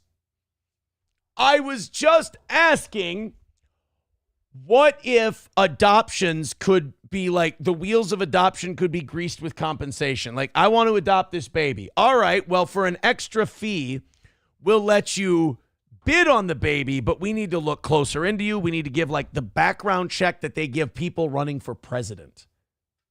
That kind of a thing. I just want to get I want to get these kids out of the hands of really shitty, drug-addicted, poverty-stricken parents and into the arms of families that are going to love them and take care of them and raise them. That's what I'd like to see. So if these mothers who don't want their kids can get rid of them to a good family, let's try to arrange that as best we can. That would be nice. Sam Show says, laughing my ass off, why is he so worked up over the fucking dog being dressed up? I don't know, but M's like really invested in it. M's really invested in it can't be true. If it's true, then, dude, the guy you worship is clearly gay. He's a cheerleader and a dancer. Of course he dresses his dog up and thinks it's funny. It's not a big deal. M, nobody thought your boy was masculine. He's a bitch. Like I said, I could backhand him all day long and he'd just look away. He's a dancer and a cheerleader and a big fat bullied kid who eats his feelings. He dresses his dog up. So what? All homosexuals dress their dog up. All gay guys dress their dog up. It's okay. Oh, they're theorizing that maybe Citizen M is Melton. That would make sense. Because no straight man would be this defensive of another man. You know? I'm going to be honest. I can't stop myself because I know how much this is stirring them up. I'm just being a bully. Now I'm just being a cunt. Did you guys hear about this YouTuber? I don't know who he is, but this is kind of becoming part of a disturbing trend. This is like when people who were vaccinated started dropping dead of, what was it? Myocarditis. This 26-year-old YouTuber, P2 is the name, was found dead at 26 years old. Not a lot coming in. They don't suspect foul play, so I'm guessing it was self-inflicted or drug-related. But it's just like more of the, like these YouTubers, it's that 15 minutes of fame thing. You know, everyone can get their 15 minutes of fame, but not everybody can handle it. And these poor YouTubers, I mean, they make all this money. You think it's going to make them happy. You think they'll be fine. But they fucking read comment sections. They listen to what nameless, faceless people on the internet say about them. It affects their mental health.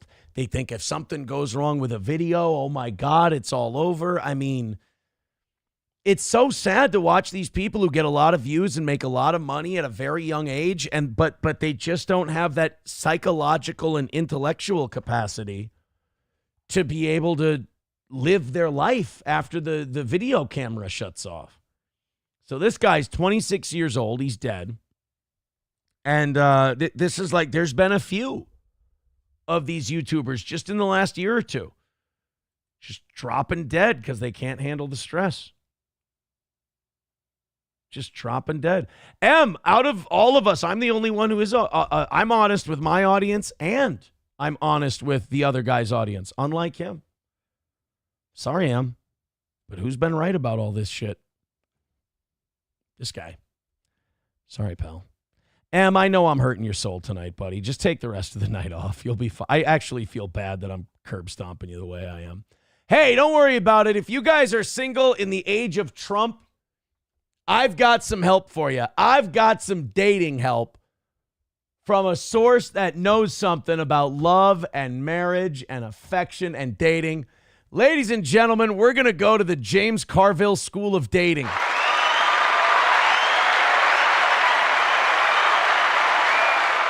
James Carville has dating advice for liberals. Now, apparently in the liberal part of the internet, they really grabbed onto that Love is Blind chick. Remember we watched her leave the altar? Minnesotan, by the way. Great. That makes us look awesome. This chick from Minnesota walked out of her own wedding with this guy because she found out that he doesn't have an opinion. Not that he's against Black Lives Matter, but that he doesn't have an opinion on Black Lives Matter and that his church is not LGBTQ friendly. So basically, she did what Citizen M would have done in this situation, and she ran off because he wasn't lefty enough. Well, now liberals are saying, well, what am I supposed to do if my politics don't line up with the person I'm sleeping with? And thankfully, James Carville was here to set us straight. Carville was talking about that season finale, or that episode where the chick walked away from her wedding. And Carville told young liberals to drop the, quote, preening and moral superiority, saying, quote, get over your preening and moral superiority, and the more pragmatic in how you approach life, you'll end up being a lot happier. And you'll actually win an election. And therefore, you can actually do things, and you could do some of the things that you want. Because if you lose, it doesn't do any good. It's about nothing. That's what I would tell them. Now, James Carville, if you don't know, has been in a marriage with a Republican consultant for 30 years. James Carville is one of the main guys who made Bill Clinton president. His wife, Mary Matlin, was a GOP consultant during the Bush years. I don't know if she's still a Republican consultant, but they've been making it work forever. And the fact that people have gotten so, this is another thing the internet has done. It has made people think that their opinions are valuable and important, when really they're just that. They're your opinions. They always have been your opinions. And we never used to place so much value on them, especially in a relationship. I bet you in the oldie times, like in the 80s and 90s, there were couples who could be years into their relationship and didn't know what one another's political stance was. And that would be totally fine. What are you going to match up with someone in every way, but she's a Democrat and you're a Republican? You're going to forget all the stuff you have in common because you guys disagree on where taxes should be or what bathroom some guy with a vagina should use? Guys, it's not important. It's not going to affect your marriage or your life or anything else. These are all interesting things to debate. These are all interesting things to discuss, but they don't need to wreck a relationship. And if you're two fucking white people from Minnesota, it doesn't matter what either of you think about Black Lives Matter. Jesus. And we wonder why women are so unhappy now. It's chicks like this.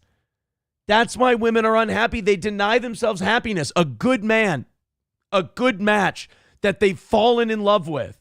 But they were convinced somewhere along the line that if he didn't believe in a certain social or political ethos, that he was a Nazi or he was a bad guy or he was part of the patriarchy and he was here to burn it all down. And so now you have to take all the things you love about him and all the things that are amazing about this guy, and you got to burn them all to the ground. Why? I don't fucking know. That's why I think what James Carville said is perfect. Quit your preening and your moral superiority, because that's all it is. That's all it is. Look at James Carville. He looks like a fucking alien. He's a goofy looking motherfucker. And he married a very beautiful woman. And they're in different political camps. And they've made it work for 30 years. I mean, we don't need to start We don't need to start dumping each other. We don't need to start dumping each other just because we don't agree on politics. First of all, none of us know what we're talking about. We're all bullshitting. We're all bullshitting. Let's go to Los Federales. He says, here's that story. Oh, let's check it out. No, Atomic Ray, I disagree with you. I don't think James Carville is a lizard. If he were a lizard, that would be a terrible disguise. Paul with $2 over on PayPal. God damn it. Paul says, auctioning off black babies. We tried that once. It didn't work. It's not what I'm trying to say. It's not what I'm trying to say. All right, let's go to the lady who pissed all over the produce. Let's do that one as we start to bring things in for a landing here. Thank you guys very much for another great night of the toe. You might be wondering, why are we past the 2 hour and 30-minute mark? Well, let me tell you something about this audience. This audience is so supportive of this show that they knocked out their goal for tonight and what the morning show missed by $100 this morning. They kept the perfect week alive and the streak alive. This is week number 6. They deserve it. All right, let's go with, let's see if you can fix her. That's what we'll call this one. New at noon, pea problems at a New Hampshire co-op, and you heard that right. Now, police say they are... Pea problems. Oh, I heard that right. Okay, well, it's really complicated. PEA. You fucking disgusting people. It's a produce section. Arrested and charged a Keene woman after she contaminated produce. Doesn't sound so keen to me, am I right? It's the name of the place. Keene woman after she contaminated produce at a Monadnock food co-op with her urine. They say 23-year-old Kelly Tedford recorded herself in the act multiple times and posted the video online. Oh, no. So they sold this shit. It's not like they caught her doing it and then stopped her and threw out all the food. She did this time and time again, and they didn't catch her in the act, and people bought the pissed on Oh, some of these people ate this stuff raw. Like, they didn't cook it. They didn't wash it. Oh, God.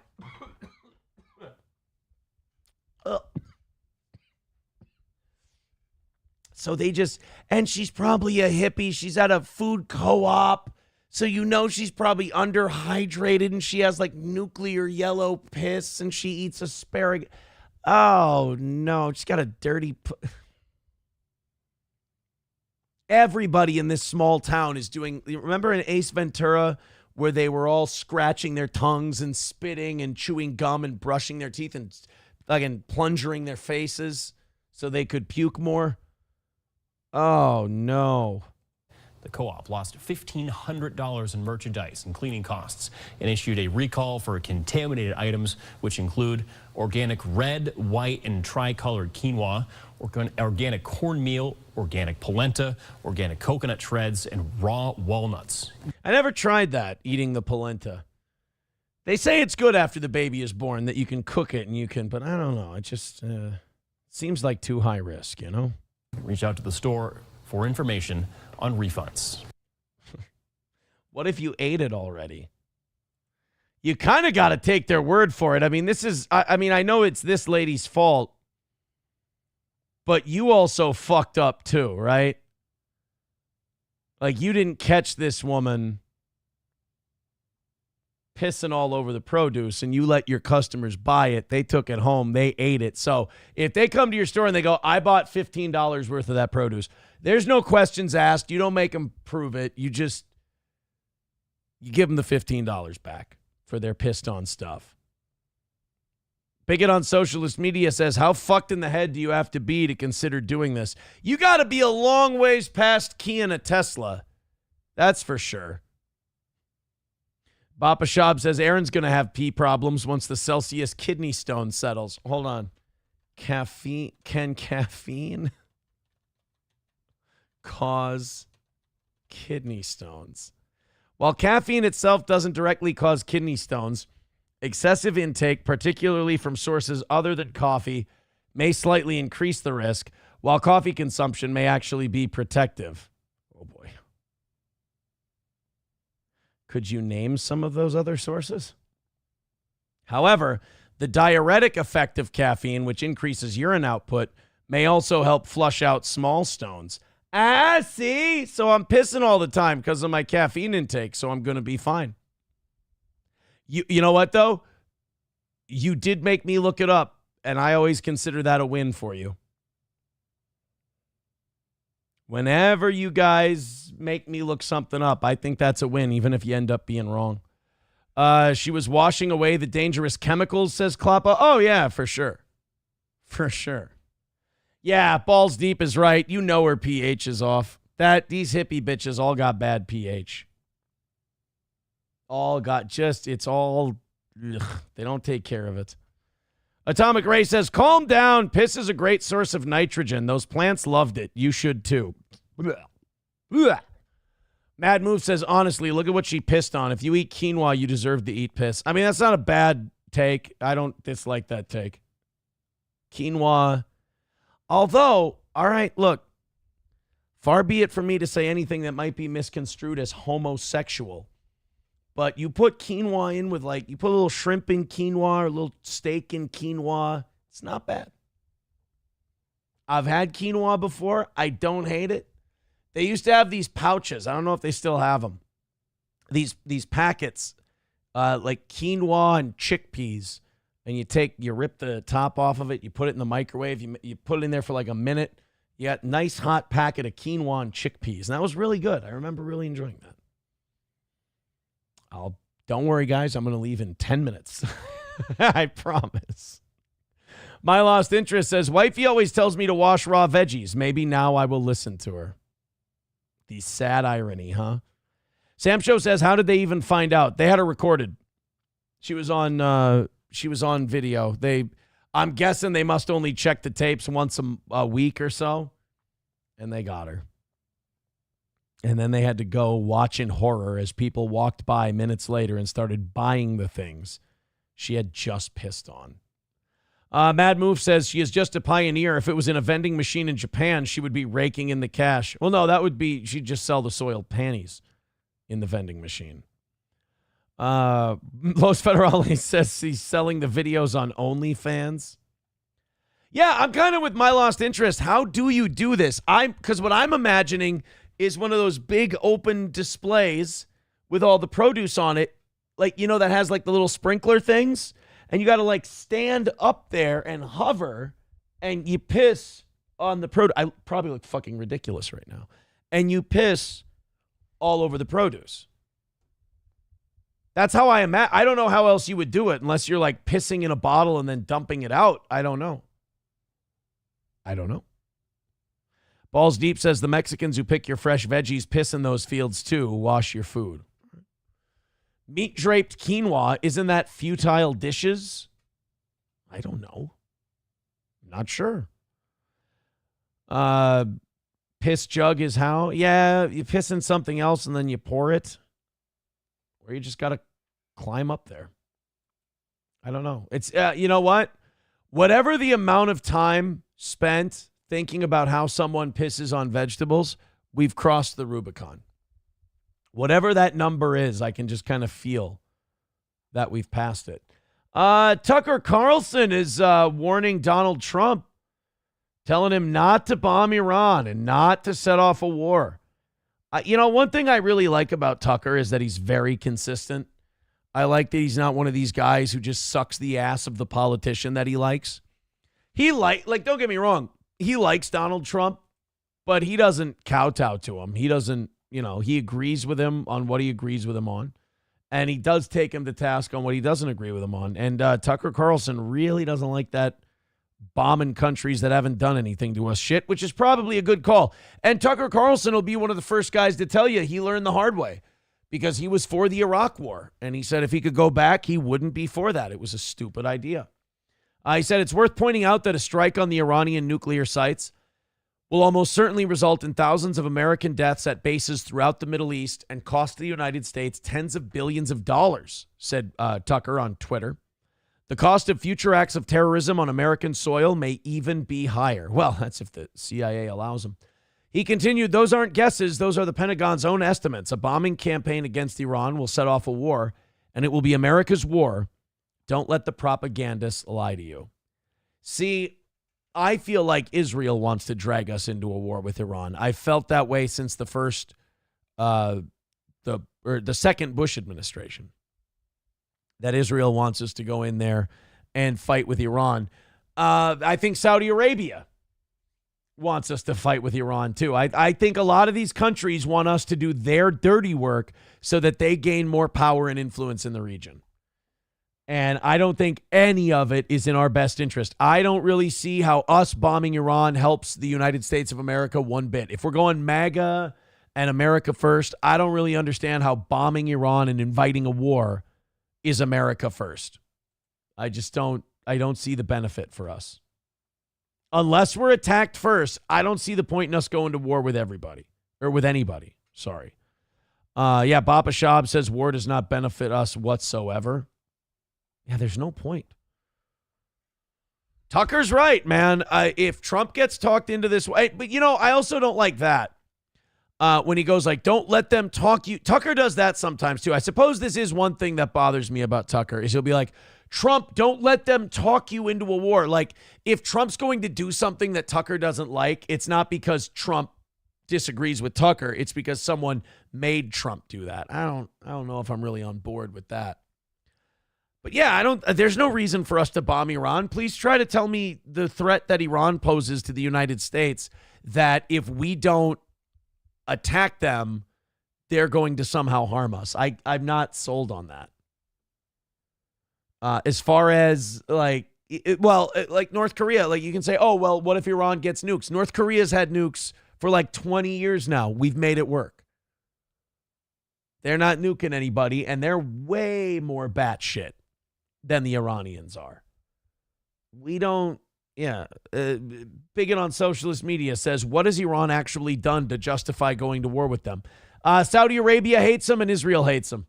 So they want to see if they can get their big daddy USA to come in and do their dirty work. Got to put your own work in around here, homie. That's what we should tell Bibi and the Saudis is you got to put your own work in around here. And we ain't helping. Los Federales says, when you have a chance, watch this video. It tells the whole story. All right. Good night, Kloppo. We'll see you later. Bigot on socialist media says, USA fucking with Houthis in Yemen is just provoking Iran. No, I think we want to take care of the pirating. And now the Houthis and the blowfishes are saying that it's now open war on American shipping. They're going to attack all American shipping cargo that they see. Guys, look, I ain't looking for a fight. I ain't looking for a war. But if you're going to get between billionaires and their goods, the government's going to make sure that they're protected. That ain't going to go very well for you guys. Like the whole point of being like a drug cartel or pirates is that you want to get as much as you can while drawing as little attention from other militaries as possible. Because just like with the cartels, if America ever decided one day that we're going to unleash our forces against your piracy or against your drug cartel, we're going to fuck you up in short order. So you might not want to raise too much of a fuss. Provoke Iran so mainstream media can spin it as Iran starting it to gain support. I really don't see the benefit for us going into Iran. I don't. Loaded Wrench with $5 says, in my opinion, Trump is trying to reset the economy. A war will keep it from crashing. I hope this is all bluster. This TikTok. Oh my goodness.